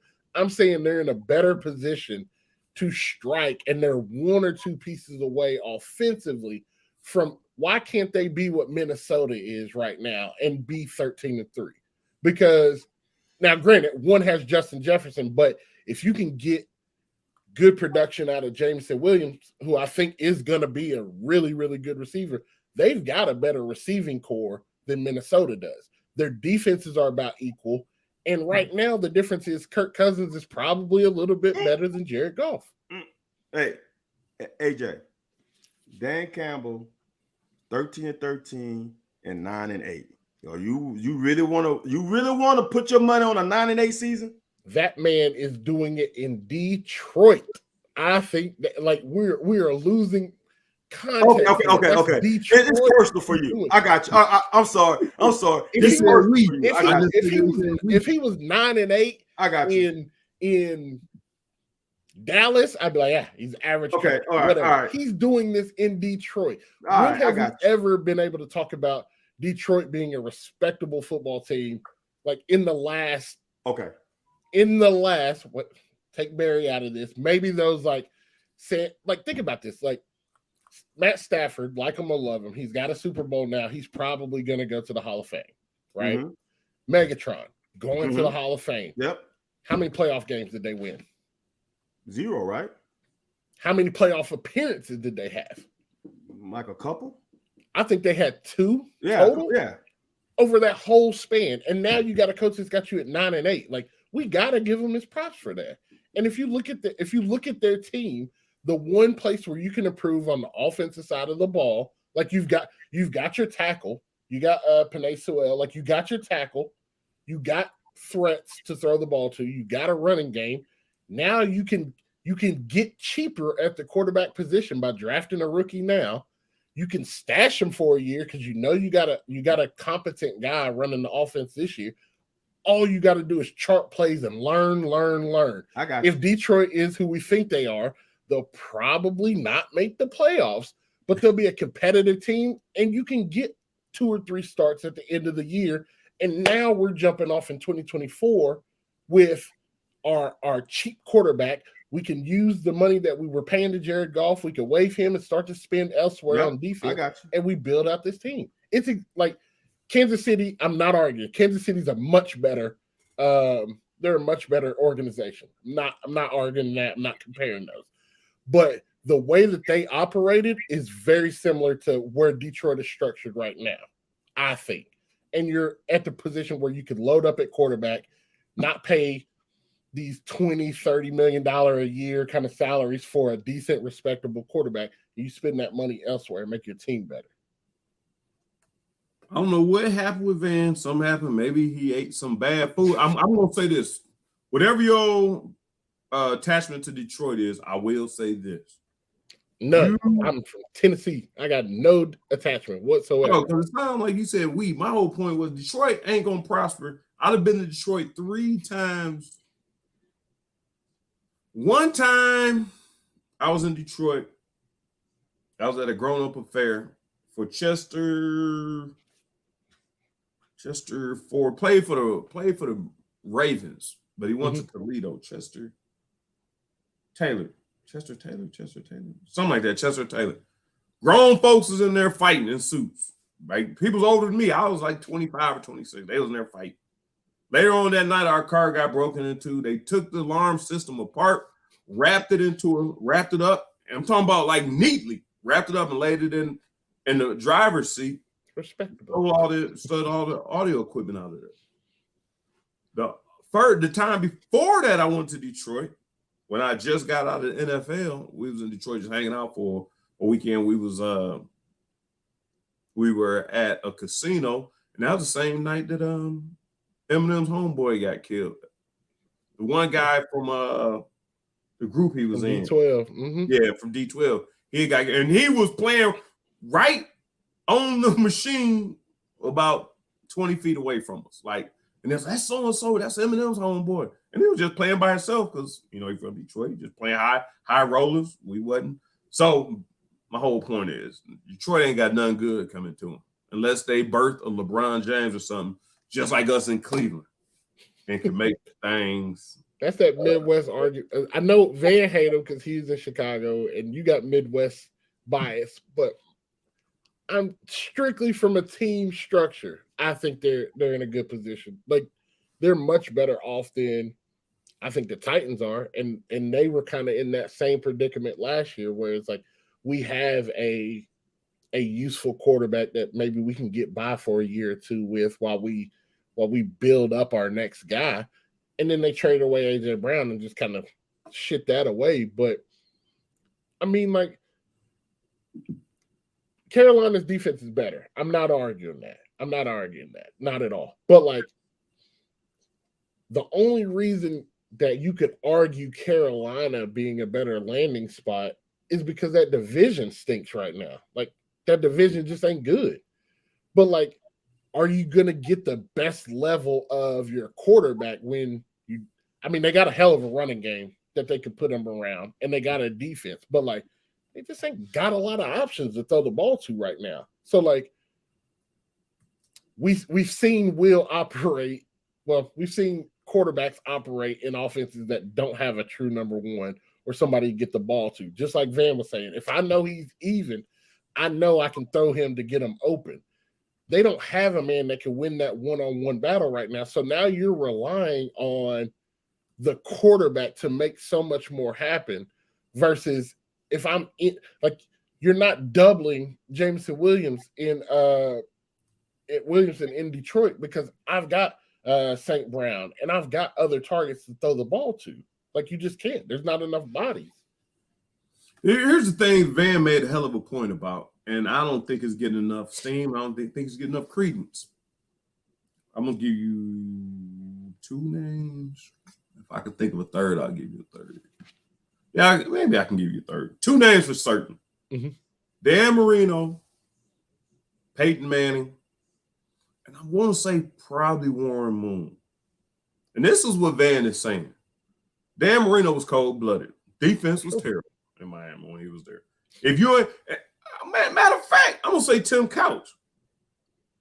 Okay. Here's my thing. When we played, our goal was to score 50 for us to win. That ain't something you want to do.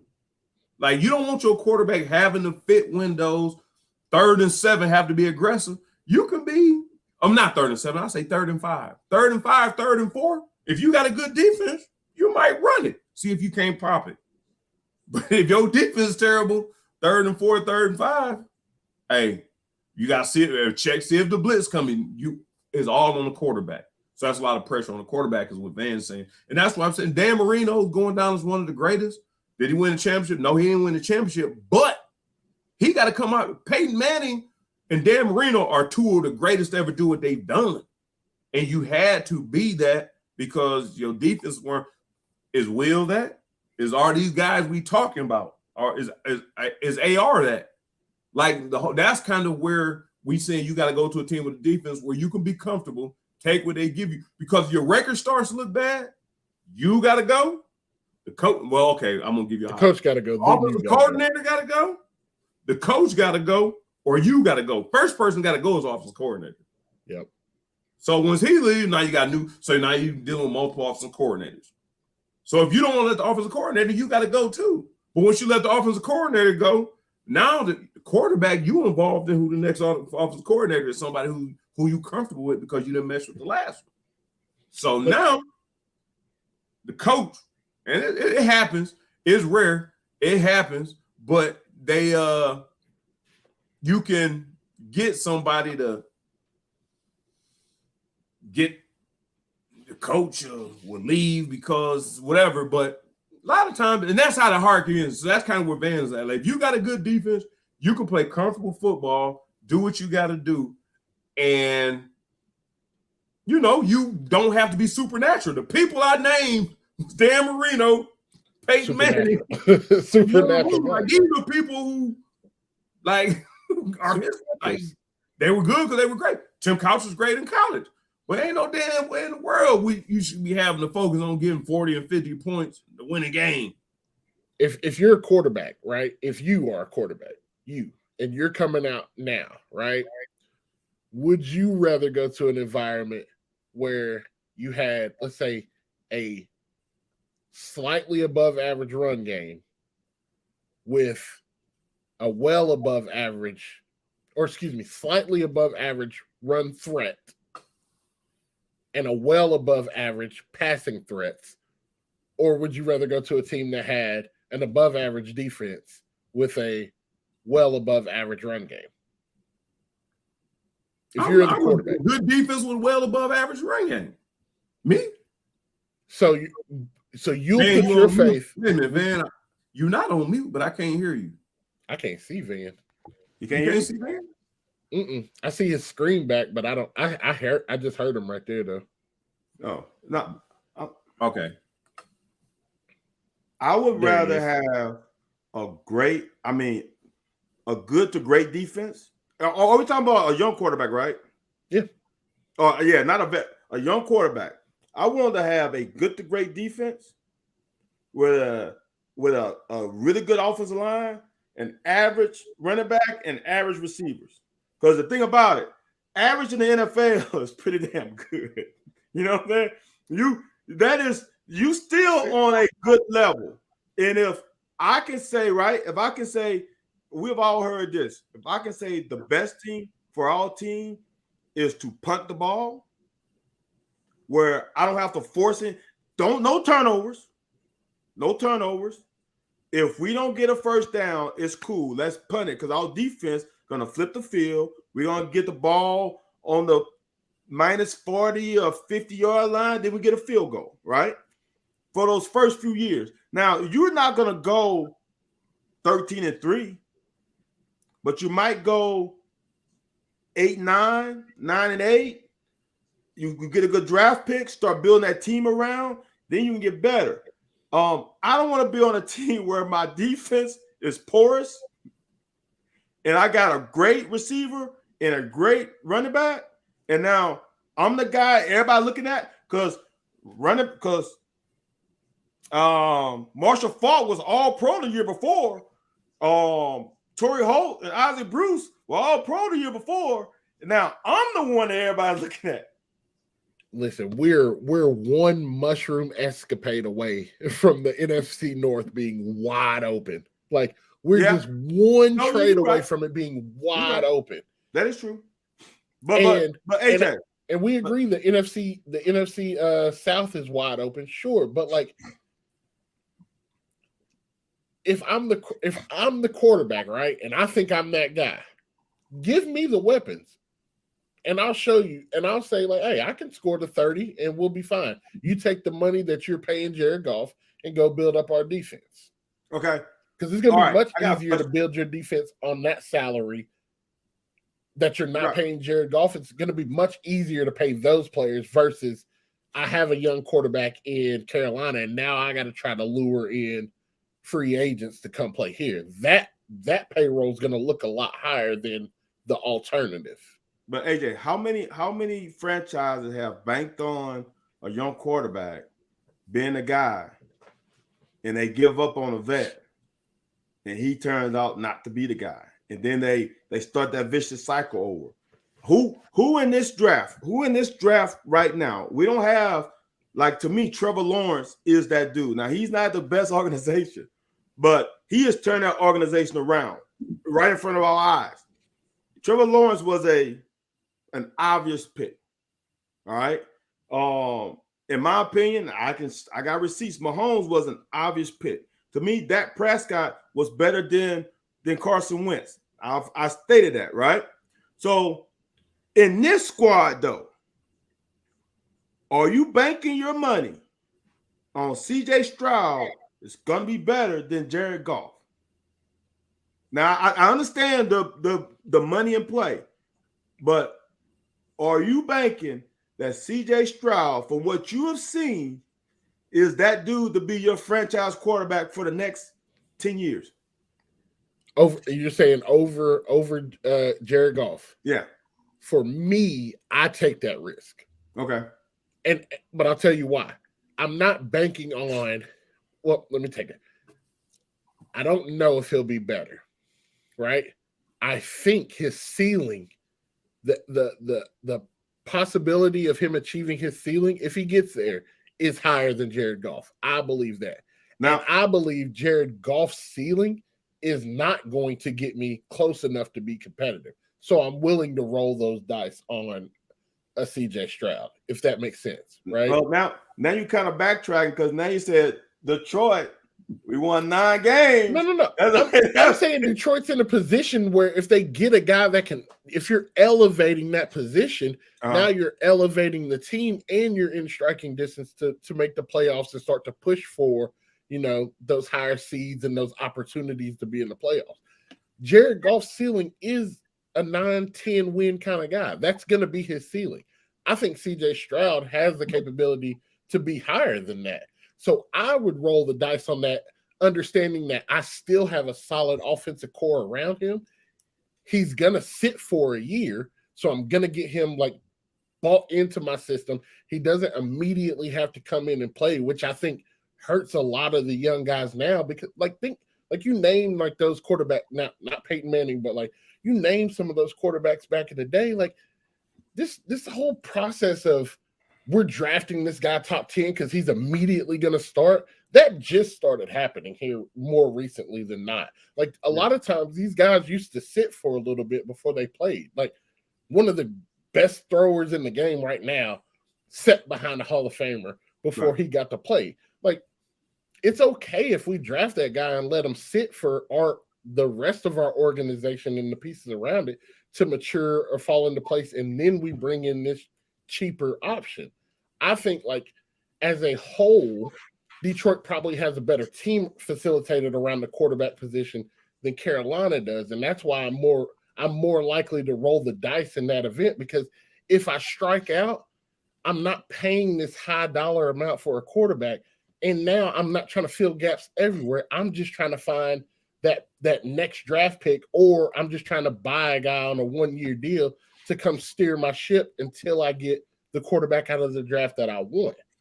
To me, that's an easier risk than saying I gotta find a guy who plugs in right now to start making it work, or I gotta find a guy to come out of free agency that I'm gonna have to pay $28 million a year because the pricing scale for quarterbacks is so high right now. Right. Well, I'm gonna ask one. Well, I had to ask one other thing, but I'm gonna ask two things now, because I just thought about this. Two completely different things. But the thing is this. So now Casey Wallace has had an injury. I don't mean to jump. We just finished football. We ain't really finished, but we concluded as much as we can conclude at this point. So Casey Wallace has an injury that they say come back negative. So it's going to be nagging, and we going into the final game of the season, going to the tournament. So it's going to be nagging, but there is an injury there. Severe has an injury or a surgery that we don't know how long he's gone. What do you see? Do we push Severe? And I know AJ was a proponent of getting Thiero, and I think I felt like Florida game, I felt like when we were up by so many points with 5 minutes left, we should have got Thiero in then. Get him them reps in the game. And that's definitely not enough, but I feel like we should have got him them reps in the game.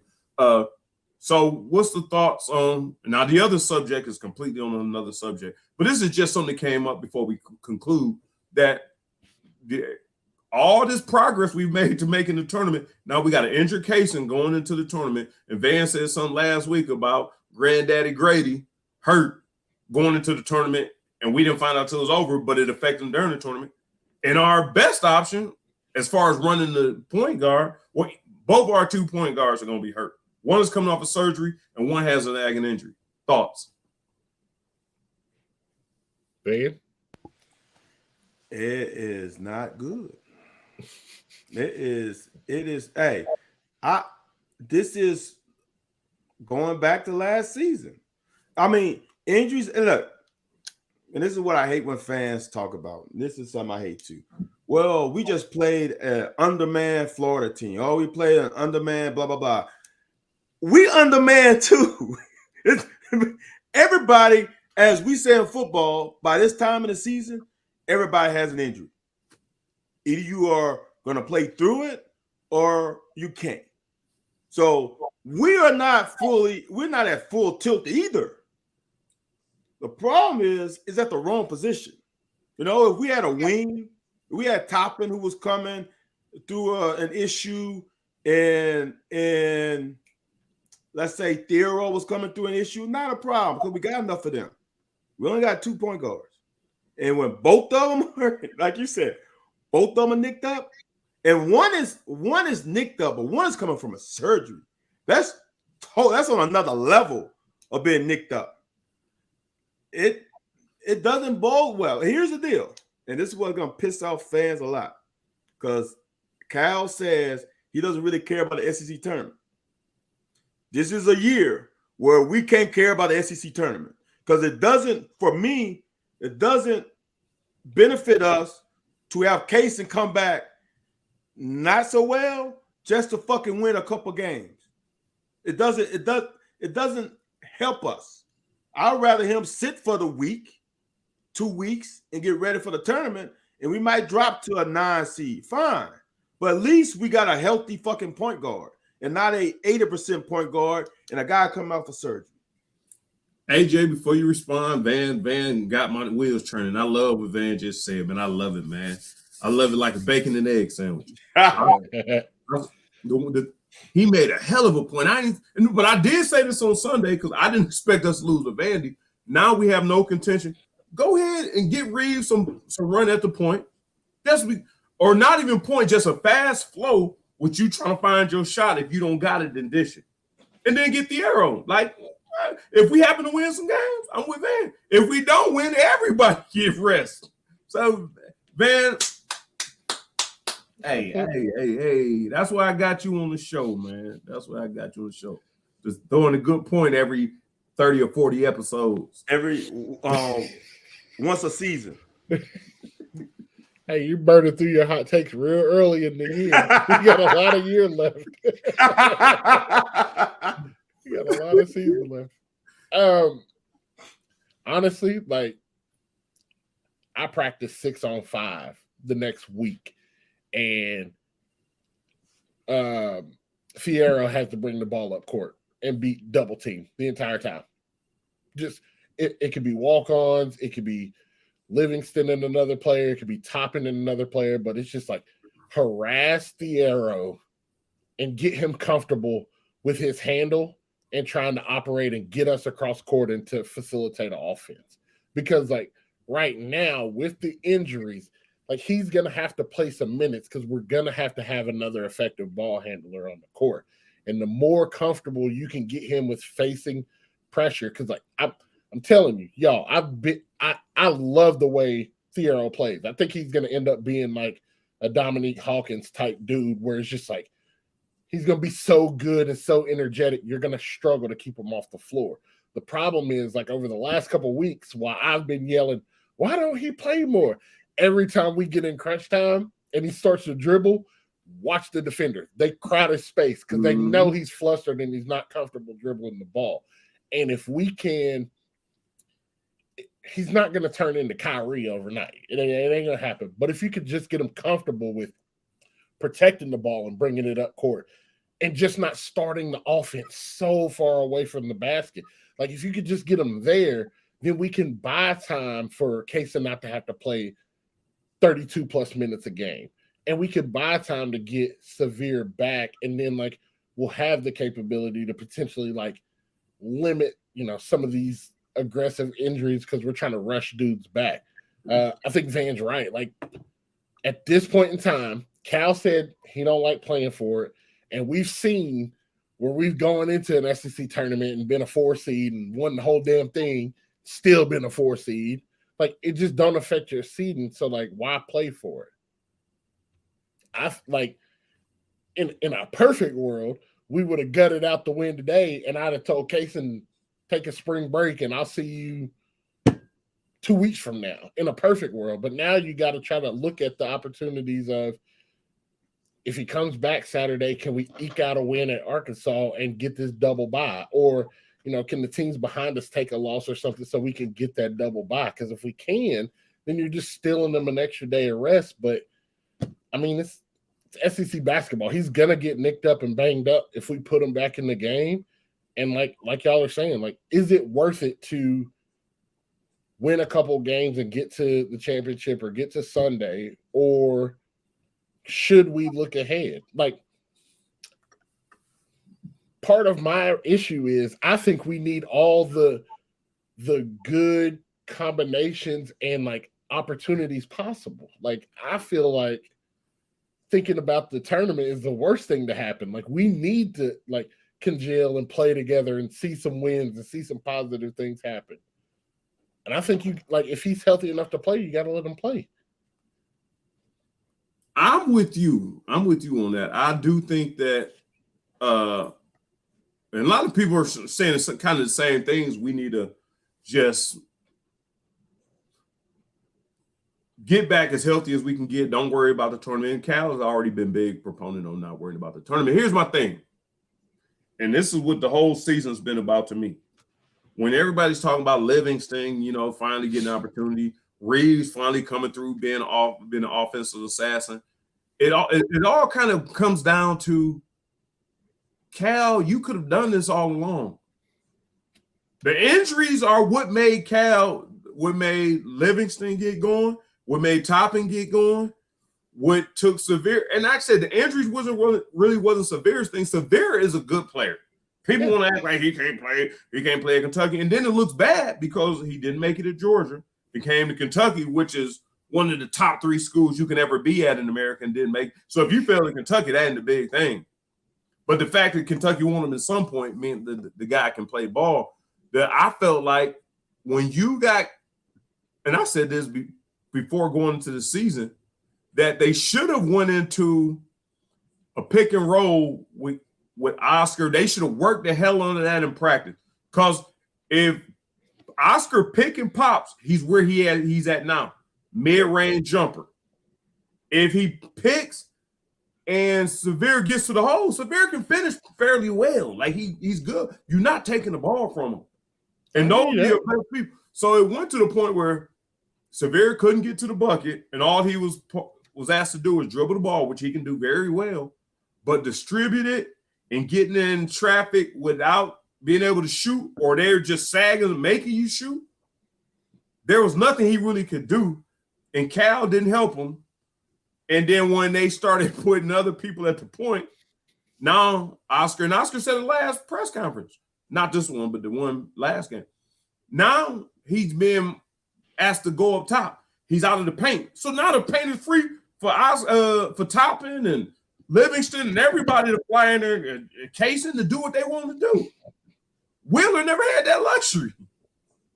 But I think part of that is his lack of being able to shoot well. Like I think people look at his shooting capability and they say, hey, we'll sag off of you and shrink that amount of paint that you can work with, because I don't think you can shoot 33% from 3. And if I leave you open and Severe shoots 3 of 9 from 3, I'll live with it. If he makes more than 3 3-pointers, y'all, I don't care if it takes him 40 attempts. I'll live with it. Like, if he shoots me out of it and that's why I lose, that's fine. Because, like, ultimately, like, we're all playing the numbers anyway with this game. We know Oscar's going to get his if you let the ball go inside. So, look, let Severe shoot. I'll sink off of you and I'll let you throw it up. Prove me wrong. Facts. Ben, I don't know how much of that you kept up with. You got a rebuttal before we move on to our concluding question. Yeah, I think it's so. I said this early in the season. I said we are being pissed off at Severe for an unsevere problem. Severe was on the fucking court with Case and Wallace, Toppin, and Livingston when he's not the Livingston now, and Shebway. There was not one person on that team that was a threat on the outside. Case and Wallace back then wasn't a threat as a shooter. He never got a chance to play consistently with Reeves and or CJ. Even though CJ wasn't going to shoot, the team had to respect him. So now the lane is clogged. And now we're trying to force the damn ball to Oscar when the season started, where he's on the post, and now there is no lane. That's not Severe's issue. The same way I've said Severe and man-to-man. If I'm a guard, which I was, and I'm putting ball pressure on the point guard, he's going to go fucking by me. If he's any worth of salt, he's going to go by me. That's why he's called help side defense. I need help. Coach want me to put ball pressure. If he gets by me, help. Right? Severe wasn't a fucking problem. And on top of that, if you really look at his numbers, he was shooting 37% from 3-point range. So even though his shot isn't consistent, he wasn't shooting you out of games. He wasn't. Van, I think to your point, if we had this version of Toppin and Livingston that we've seen the last month with Severe playing, that's a whole different ball game, because like it was a little bit clogged because people weren't respecting their shooting capabilities and they weren't knocking the shots down. So like I think you're 100% right there. Now, which one's the cart, which one's the horse, which one's the chicken, which one's the egg. Did the shooting get better because Severe wasn't out there and they had to because this was the offense that we had to do, or did the shooting get better because we progressed in the season and the shooting got better? I don't know. And we haven't been able to look at it and be like, oh, Severe's back, he's healthy. He's now dishing to these guys on the wing who have open looks and they're knocking them down. We just haven't been able to look at that yet.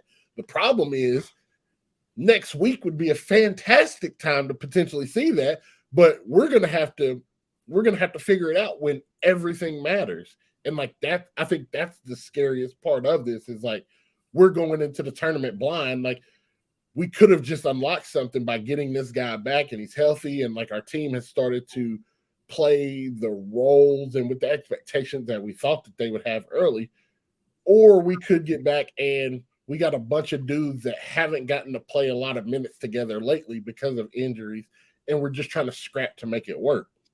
And you've seen it both ways happen. I'm going to say this really quick before we slide on to the next subject. And AJ, take in some old man talk right now, like I sit back with my uncles and my granddaddy. Van, no, this hit a nerve with me. And Van, you will appreciate this. What Jeff just said, what Jeff has on the screen right now, Wheeler's an issue. That he drives the lane and can't get his shot off and turns it over. That was his only problem because there was other people in there. And I know this is our show. Whoever joins is me and Van, because Van is the one who inspired the show. I created it a long time ago and just left it somewhere. Van is the one who inspired it. So I never say it's my show because otherwise it would be that dusty dress in the closet. Here's the thing, man. You know what it makes me think about, honestly, and honestly, I don't want to get emotional, but this is as close as it can get. It makes me think about the way people treat Severe is you don't seem to recall me being kicked off the team because I didn't perform well against Alabama and Tuscaloosa. My worst game ever in my whole career, Pee-wees, middle school, high school, college, pros. And I can tell you the details to AJ. But I was the scapegoat. Man, he was terrible. Oh, you don't want to listen to us? Y'all motherfuckers got fired 2 weeks after that. And everything changed after y'all got fired. But what y'all was asking me to do didn't fit for y'all. Y'all asked Tim Couch to run the fucking option. So just the whole idea of everybody on Severe, because Severe, like, Van is the one who's been from at the top of the mountains. Severe ain't the problem. But if you got the scapegoat, well, Severe, the offense was stagnant with Severe. If he's holding the ball at the top of the key and nobody is moving, okay, maybe they're not moving because they don't like Severe, whatever the point was. But the team started clicking. Now y'all need somebody to control the rock, and y'all need Severe because that's what Severe does best. I was in that position where I was on the team that they wanted me to feel so badly I was the reason that the team was terrible. I don't think me personally, but I was a martyr. I was a casualty of that. And they got fired also, but coaches will do some shit like that. And I'm not saying Cal did it, but the way people treat Severe is the same way I felt when I first was removed from the team before Bill Curry got fired. Because if Bill Curry never got fired, I don't know where the hell I would have been. But nobody remembers that part. They remember me playing against Louisville my freshman year. They remember. That's all they remember. Then they don't know what happened. Then all of a sudden, Hal Mummy came and I played. But the way they tried to make me feel about me, and I wasn't feeling the way they wanted me to feel about me.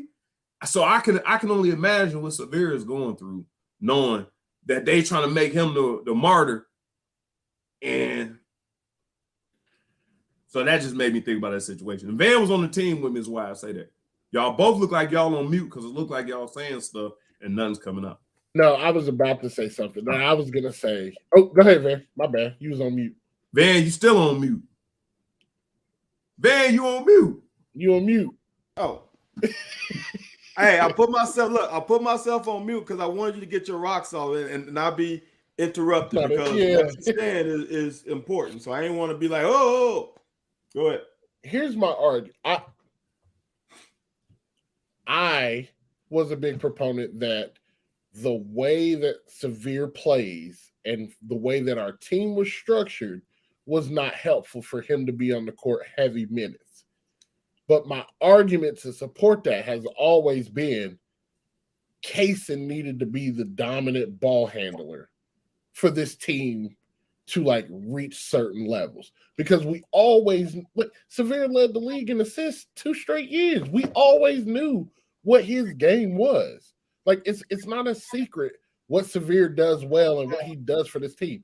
You can't tell me he doesn't play well with Oscar when he just won Player of the Year last year and the guy led the league in assists. He can play this game. The problem with it is we all know he can't shoot. So if you allow defenses to dictate what type of play he's going to make, because he's our dominant ball handler, and you could just sink off of him and you can't get into a rhythm or get into an offense, it's going to make it hard for everybody else to get looks. In a perfect world, we would have let Kaysen be the dominant ball handler early so he could get comfortable getting us into offensive sets, and we could have played Severe off the ball, or we could have played Severe where I thought he was going to be most helpful was that 6-man role that he started to play after the big hoopla about he doesn't need to play a lot of minutes because he comes off the bench. You know he's going to play with energy because he's a fast guy. He can move the ball and push the pace. He's not a good defender, but he competes. And I think when you compete, unless a guy's just filming and shooting over you, there's nothing you can really do. But if he's going to compete, you can live with some of the give and the take on the defensive end. But when these guys are playing heavy minutes on the other end, and I just bring a fresh Severe off the bench with 8 minutes into the game, and he's running up and down the court, he's doing the pick and roll with Oscar. Oscar's stretching the floor now because he's hitting the little 15-footer. Everything looks different now, right? And that wasn't what we looked like to start the year. So it's hard to justify. I ain't saying of course, don't get online and dog the players because that's never the solution. Our faults weren't Severe's fault. Severe wasn't 4-17 tonight. He didn't lose tonight's game, right? Other games we lost, Severe wasn't the only one who played bad. It was a combination of things. I just think it looks worse when when everybody in the gym knows you can't shoot and they're playing you like that, and that subtracts the space for everybody else to get their shots up. But now that this team has morphed into what it is, he may be a real critical piece for us to have any type of success moving forward. Here's the difference for me. Is when you are playing with Kaysen, Jacob, and Livingston and Sheetway, there's not going to be no movement because you ain't got a fucking shooter who you screening for. Where the ball movement going to? The ball movement was wing to Oscar. We got more player and ball movement because now we're running floppy sets and trying to get Antonio Reeves an open shot. It's kind of I don't know if you guys remember back in the day we had Ron Mercer and Derek Anderson. Ron Mercer coming off of that elbow cut, hitting that little elbow jumper. We have movement because we had a fucking threat as a shooter. When Severe was starting, that lineup was not a fucking shooter. Who's moving? Where's the movement coming from? That's why the game looks. This is what I want to. I've watched Cal since he was at Mass, and Cal to me is almost on the Eddie Grant level. Cal runs stuff that fits his team, and even though I'm not a guy who likes to shoot a lot of threes. Even though the modern day offense is let's chuck up enough threes, and if we go 3 for 10, that's pretty damn good. But if you ain't got somebody who can go fucking 3 for 10, why are we shooting it? Right? So you play to the strength of your team. And when he had, look, as I said on here, you know what? If Chris Livingston doesn't start, he isn't here. If Kaysen Wallace doesn't start, he isn't here. Maybe that's not the best group to start with, But if you don't start them, they ain't coming. We should have started Reeves from jump. He should have been our 2. Casey should have came off the bench. We might have could have gone with Reeves and CJ and put down Livingston on the bench and start with Reeves, CJ, Severe, Toppin, and Sheepway. I think the problem with that is, but if you do that, ain't stopping nobody. It's like the problem is Cal put himself behind the 8 ball by getting these guys that if he don't start them, they ain't gonna come. And then he got a bad lineup of shooters because they can't shoot here. And you got Severe in a bad spot. So for me, it's just this team is a poorly constructed team. I'm gonna still say this. They have come around, but at the end of the day, they are a poorly constructed team. Period. There's too many unplayable lineups. Like in a perfect world, the lineup you said of Severe, Reeves, CJ, Toppin, and Oscar should be an effective lineup. The problem with it early was CJ wasn't shooting well. Toppin wasn't shooting well. We didn't have floor spacing, and 3 of those 5 can't really play defense. So like it's tough to play that lineup. Then if you look at like mixing in some of the others, right? Like Kaysen fills in the void of defense, but he's probably not a better shooter than Reeves. Right. Maybe probably a better shooter than CJ, but not than Reeves. So like there's a give or take right there when you run that lineup. You can go full shooters, but again, if you spread the floor with Severe, Kaysen, CJ, Reeves, and Oscar, like you're still limiting yourself on the defensive side. And I think like to me, it's the defense is something I can't give up. Offense, I can potentially live with maybe not having one additional shooter on the floor if I'm going to get defense on the other end, which is why like I would favor playing somebody like Livingston over CJ, because I still stand by the fact that while we don't have the best constructed basketball team, because of our length, because of our size, and because of our athleticism, we should be a much better defensive team outside of Oscar defending the pick and roll, which I think largely is like something people will try to expose. But I think we've been beaten in a lot of other areas. It's not just those plays. And for me, like defense is the area that like I've seen us compete and play well. Like you can't tell me that defensive performance we had against Auburn last week. Now they helped us for sure. Yeah, they helped us taking some poor shots, but like we competed. That first Tennessee game on the road, we competed on the defensive side, and then you get those easier transition buckets, so you don't have to worry about starting the offense with Severe, where people can sink off of him because we're playing in transition, and he can use his speed and his vision to kick the open shooters. They can spot up and shoot threes, or he can dish to a trailing Oscar.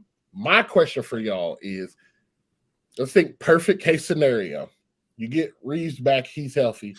You get Severe back, he's healthy, right? What do the lineups look like?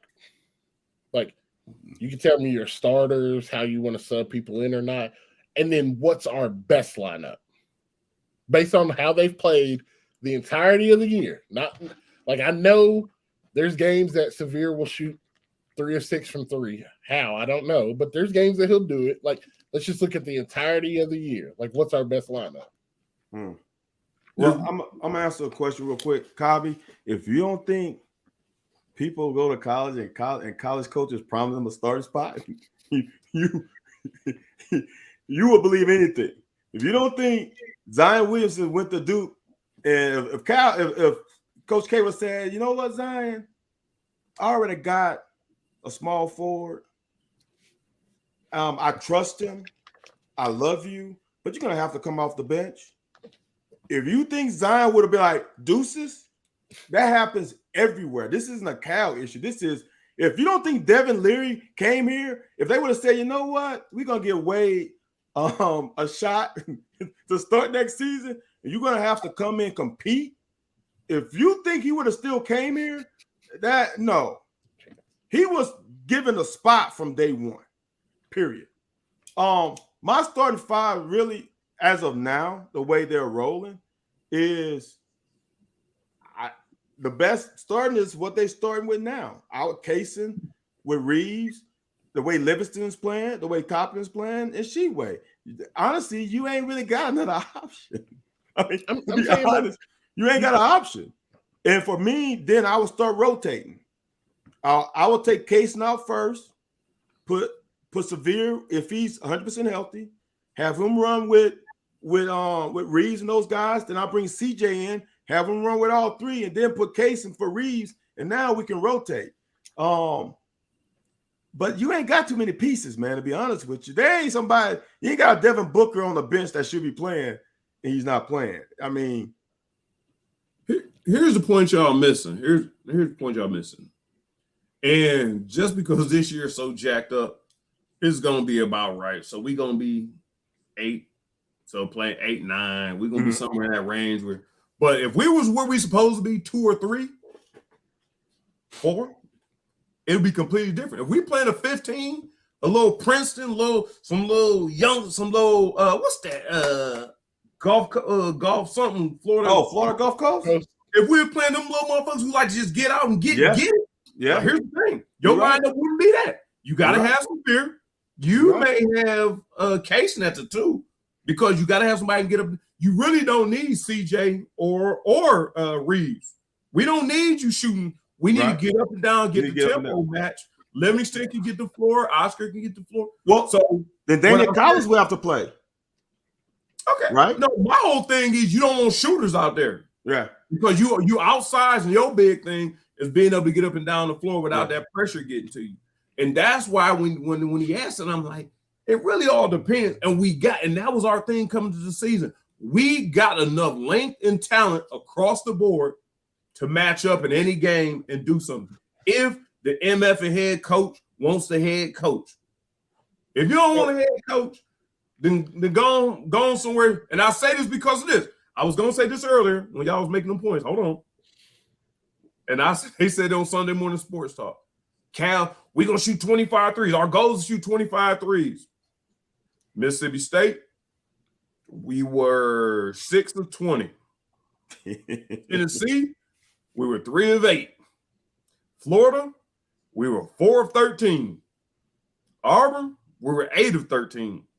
Vanderbilt, we were 3 of 19. Yeah.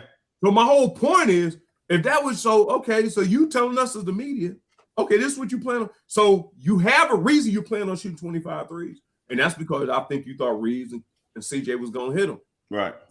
Okay, CJ wasn't available. Even when he was earlier in the season, we still wouldn't get. The first 5, 7, 8 games, we was getting about 25 threes. But that was one of his goals, which means that's your coaching philosophy for some reason. Whatever reason, you suggest that.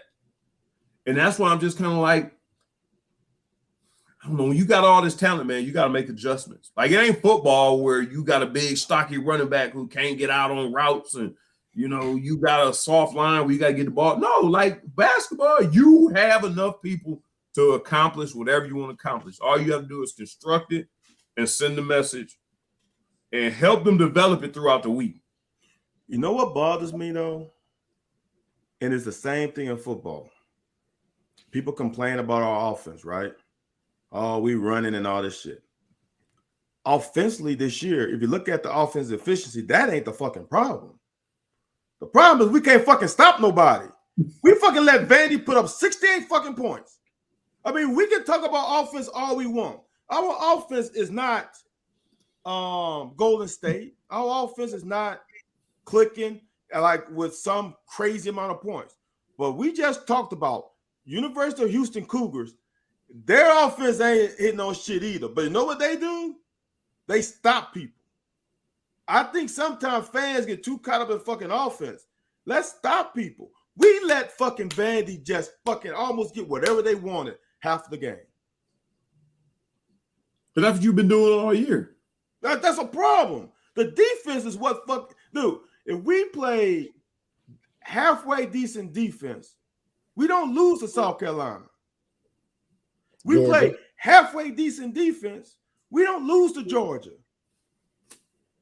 I mean, it's not just you hear it all the time. Offense, offense, offense. The defense fucking sucks. I have an argument for the defense, and I think this goes back to coaching. But I think there's players that could contribute defensively, but don't get to play because they're hampered offensively. Okay. I think Fierro he ain't gonna play a large amount of minutes, but there's no reason why he couldn't have been a 6 to 8 minute guy this year. He can, especially with some casing injuries and some severe injuries, there was no reason why he couldn't have carved out that amount of time. The reason why is because he's limited offensively. I think Damian Collins is another guy. He's got great length. He's skinny as hell, but I think he could probably defend most fours and move the floor and be a help side defender, but he's limited offensively, so he doesn't get to play much. I think Lance is another big body that could just spell minutes, but he's limited offensively. And I think Arsenio is just young, another big body, but he can spell minutes.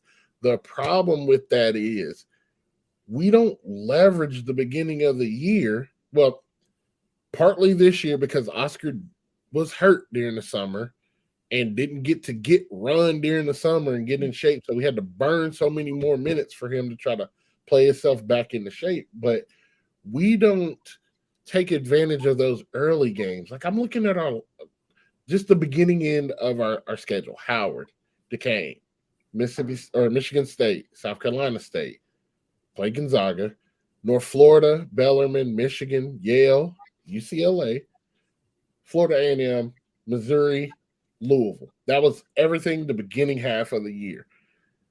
They're not logging heavy minutes in those games. And now we're getting to nut crunch time, and this is when you need to know what you can put those guys in the game for. Like, I know that I can play Damian Collins because he can hit a 15-footer and he'll defend for four quarters or for 4 minutes, 5-minute spells. Cool. Then I scheme around who I'm going to put him on the court with because I know what I can get out of him offensively, and defense is never a question, right? I can play Fierro out there because I know what his limitations are I know what his limitations are, which are offensively, but I also know, he can get to the bucket because he's got good size. He's probably going to be equal or a little bit bigger than the guys that are defending him. So I need to make sure he's on the court with floor spacers. I know Oscar can't play 38 minutes every game. So, like, I'm going to have to carve out time for Lance. But none of these dudes get to like utilize their offensive game because they're never in the game. They come in, they take a bad shot, they sit. They miss a switch, they sit. Nobody gets time to like craft out that offensive rhythm early in the season. And then when you get in this crunch time later in the year and you're trying to play those guys, they don't know what to do. All right. Well, a lot of good points there. I'm going to bring this up, man. Fearing that, man. My alarm just went off. Said it's time for you to go to bed. Mm-hmm. That's why I looked down. But last thing I wanted to say, this ain't got nothing to do with football or basketball, but how do you, and not a long drawn out answers, man, because some of us on 10 different time zones, some of us 10 years younger. Sounds like both of those are a shot at me.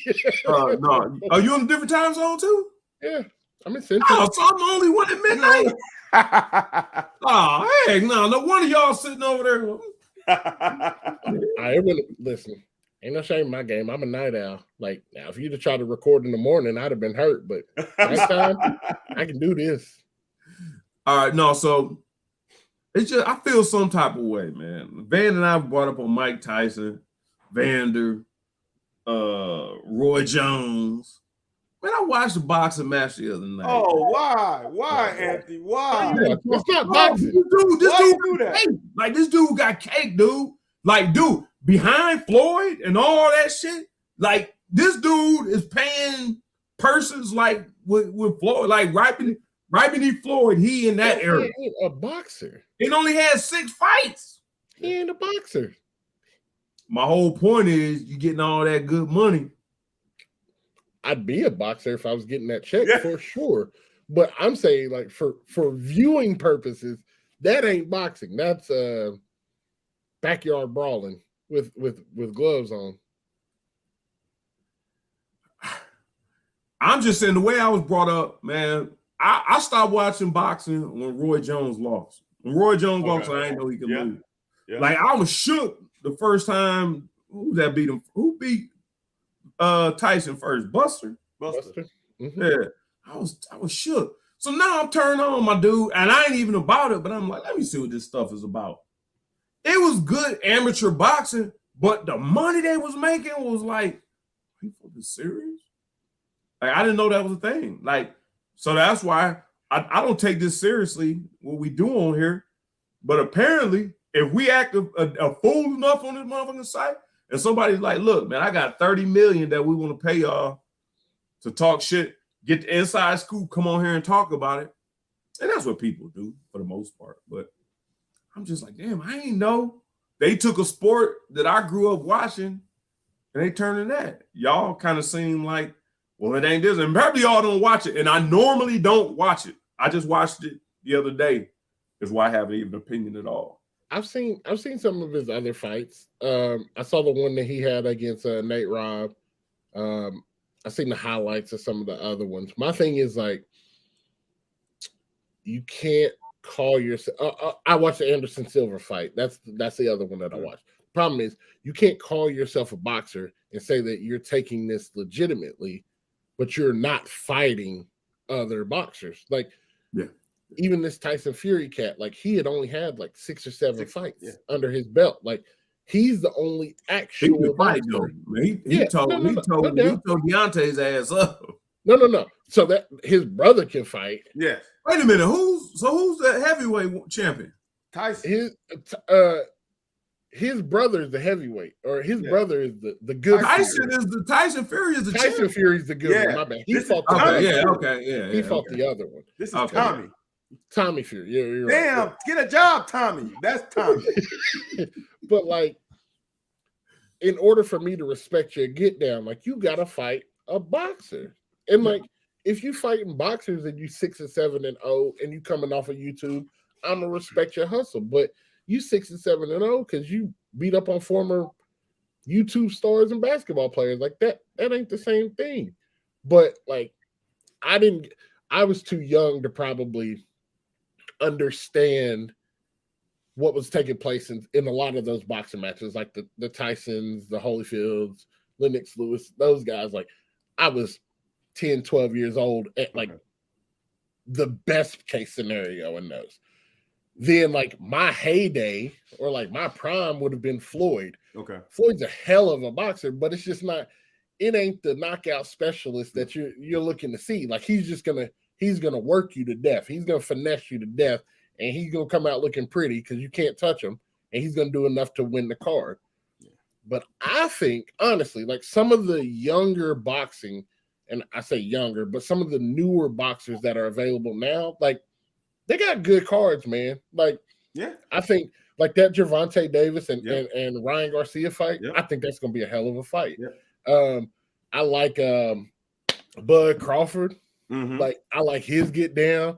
I can't think of their names right now, but the two brothers out of Texas, both of them got get down. Shakur Stevenson, like all them dudes got hands. Like, and they have good boxing matches, and like I think it's Top Rank. Like they put on good cards that are worth watching, and it's like good quality boxing. Like you got Lomachenko in there. Canelo and Triple G, Mm-hmm. They had like, their first 2 fights I thought were like really good. Like there's good enough boxing worth your time and attention that's out there now that you don't have to sacrifice for Jake Paul. Y'all are looking at this totally wrong. This ain't about boxing. This is about money. When Jake Paul has tens of millions, over tens of millions of followers, you know what you're gonna get? you probably gonna get at least 1 million of them motherfuckers to pay for that damn fight. That's really what this is about. This ain't got nothing to do with boxing. This got to do with this guy's got an unbelievable following. The other thing is he's a great businessman. I mean, when you promoting your fights for yourself and you got 30 million followers, they gonna come watch this fight. Now the thing about it now is he was here, now it's gonna flatten out, and then it's gonna go the other way. But ain't nothing wrong with being a businessman hitting that shit while it's here and getting your money and getting out. This ain't got nothing to do with boxing. I don't know if it's gonna flatten out because a rematch. The rematch gonna bring money. He gonna bring a lot of money. I think it's all orchestrated. He gonna win the rematch, and then he gonna be back on his upward trajectory, and he gonna try to challenge Floyd. Because then Floyd boxed recently. Floyd boxed somebody like 2 weeks, a week or two. Yeah, dude. Man. I saw Floyd doing he was practicing sparring. Oh yeah, and whipped the. He cold. Floyd cold. Come on, man. Floyd. It was some another one of those YouTube stars or somebody that was like, "Hey, I'm trying to get into boxing," and he kept chirping Floyd about like, "I'm a spar with you." Dude came in there with the headgear and everything. Floyd just normal Floyd. Floyd joking with him. He's like, "See, you can't hit me. I know you're gonna load up." Oh, I seen that. Yeah. Putting mittens on him, and I know folks don't like watching Floyd fight because it don't look good and it's not exciting because he ain't knocking people out. That man is a technician. Like he's gonna take away. Like people don't understand. Boxing is about hitting and not getting hit, and he does both of those things incredibly well. And like when you do those things well, like it don't matter how it looks for you. Like I don't care that I didn't knock him out and you don't feel good about it. I just made $60 million and I don't have no bruises on my face. That's the most optimal outcome for me, the person in the ring. Like that's what I'm looking at. And if Floyd didn't have bad hands, not bad hands, he can't throw it, but injured hands, he would have had a lot more knockouts than what he had. So, I mean, this Jake Paul thing, I would never watch it because he's not a boxer, but I understand people who like him. The greatest thing about him is he plays it up. He's a heel, and people don't like that. So people want to see his ass get beat, and then he got followers that want to see him win. He got the best of both worlds. He's brilliant. Van is the best point of all. Before we get out of here, Van is the best point of all. He's from Cleveland, Ohio, which makes him marketable and which makes him that dude. Nah, I ain't gonna say that dude.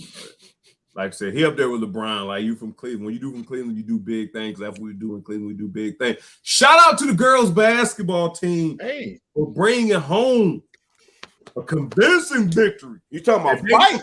If they gonna do it, they gonna do it last year. They might fuck around and do a Kimber Walker. Like man, we're gonna fight through there and get to the chip. Hey, I'm sorry. Don Staley watched and she said, "Hold on, y'all. That ain't happening this year." I'm gonna support my girls as long as I can, but them girls in South Carolina, different breed. That's a different. Like I try to watch our girls' games as much as I can. I've started to make it must-see viewing when Caitlin Clark's on TV because she's a monster, y'all. But like that South Carolina team's different. I watched them play us. I watched them play the Lady Vols.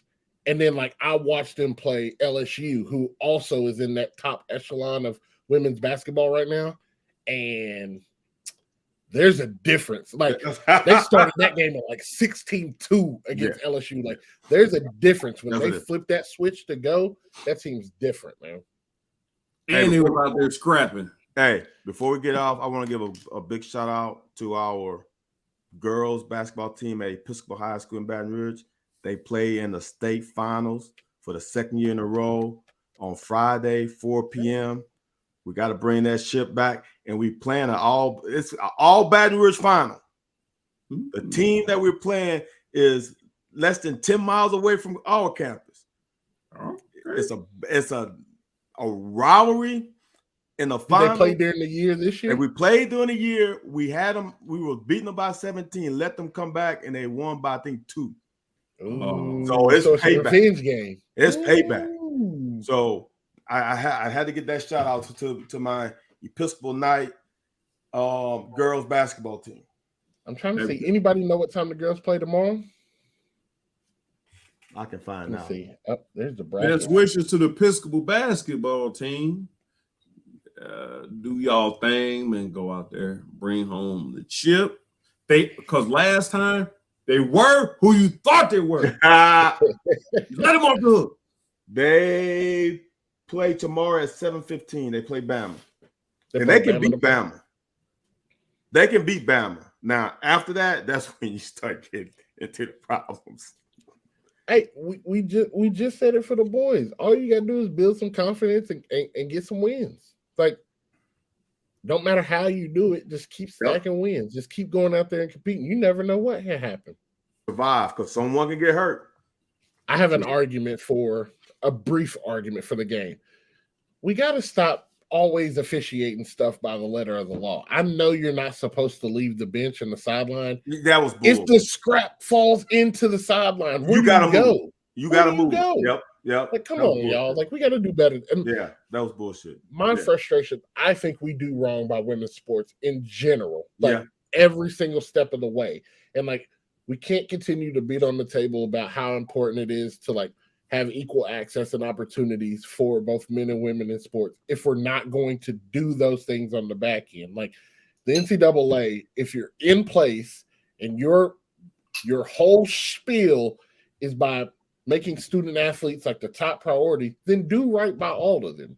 And we're not doing right by our ladies. I'm pissed off about that. I'm pissed off about Texas softball stringing out the games so that time and Kentucky not get their dub. I'm pissed off about the way that we're handling our women's sports. And if we're going to come out and say that we're in support of this and we want to push all those agendas and those narratives forward, then we have to officiate, we have to support, and we have to, like, look at their sporting events and deal with them in an appropriate manner so that, like, we can continue to lift the game up.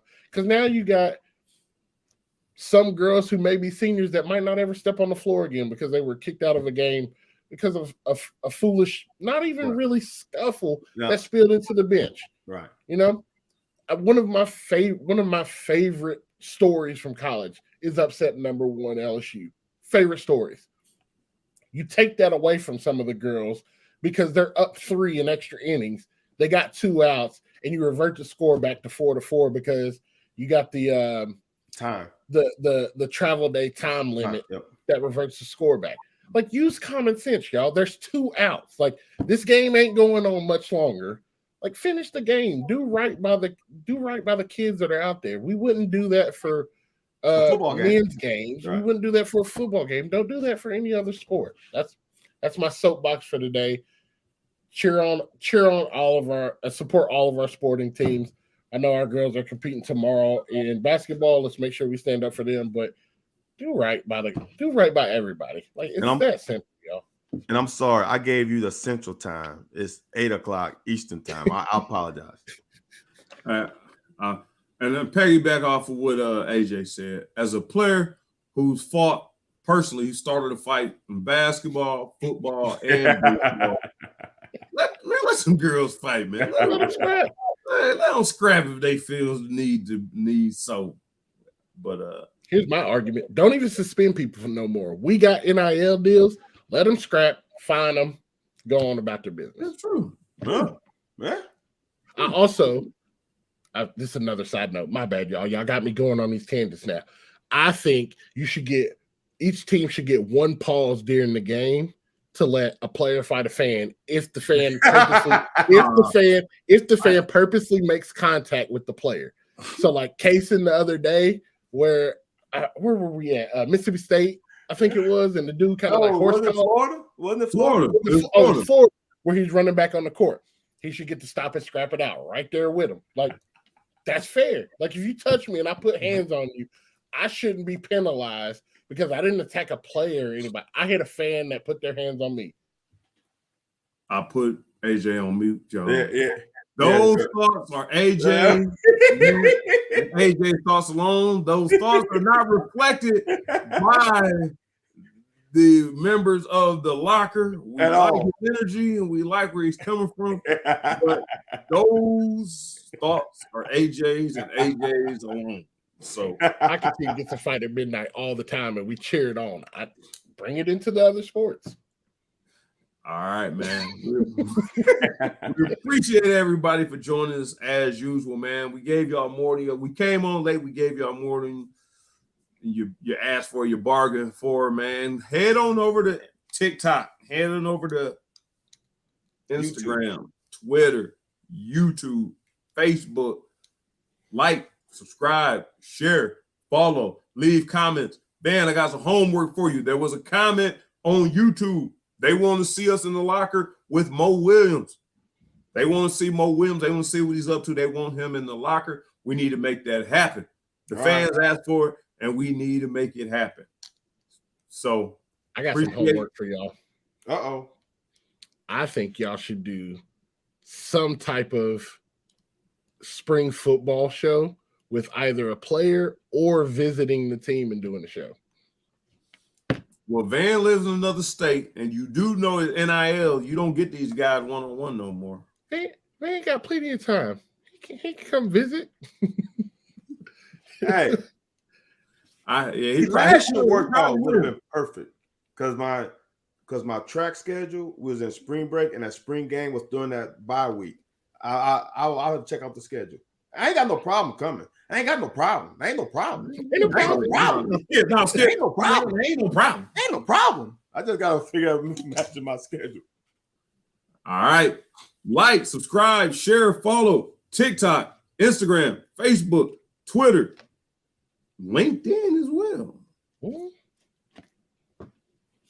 Like, subscribe, share, follow. Go over there, leave comments, follow AJ, follow Van, follow myself. We out of here. We see y'all next week. You only gonna get an hour next week. We're not doing 2.5 hour show. Peace.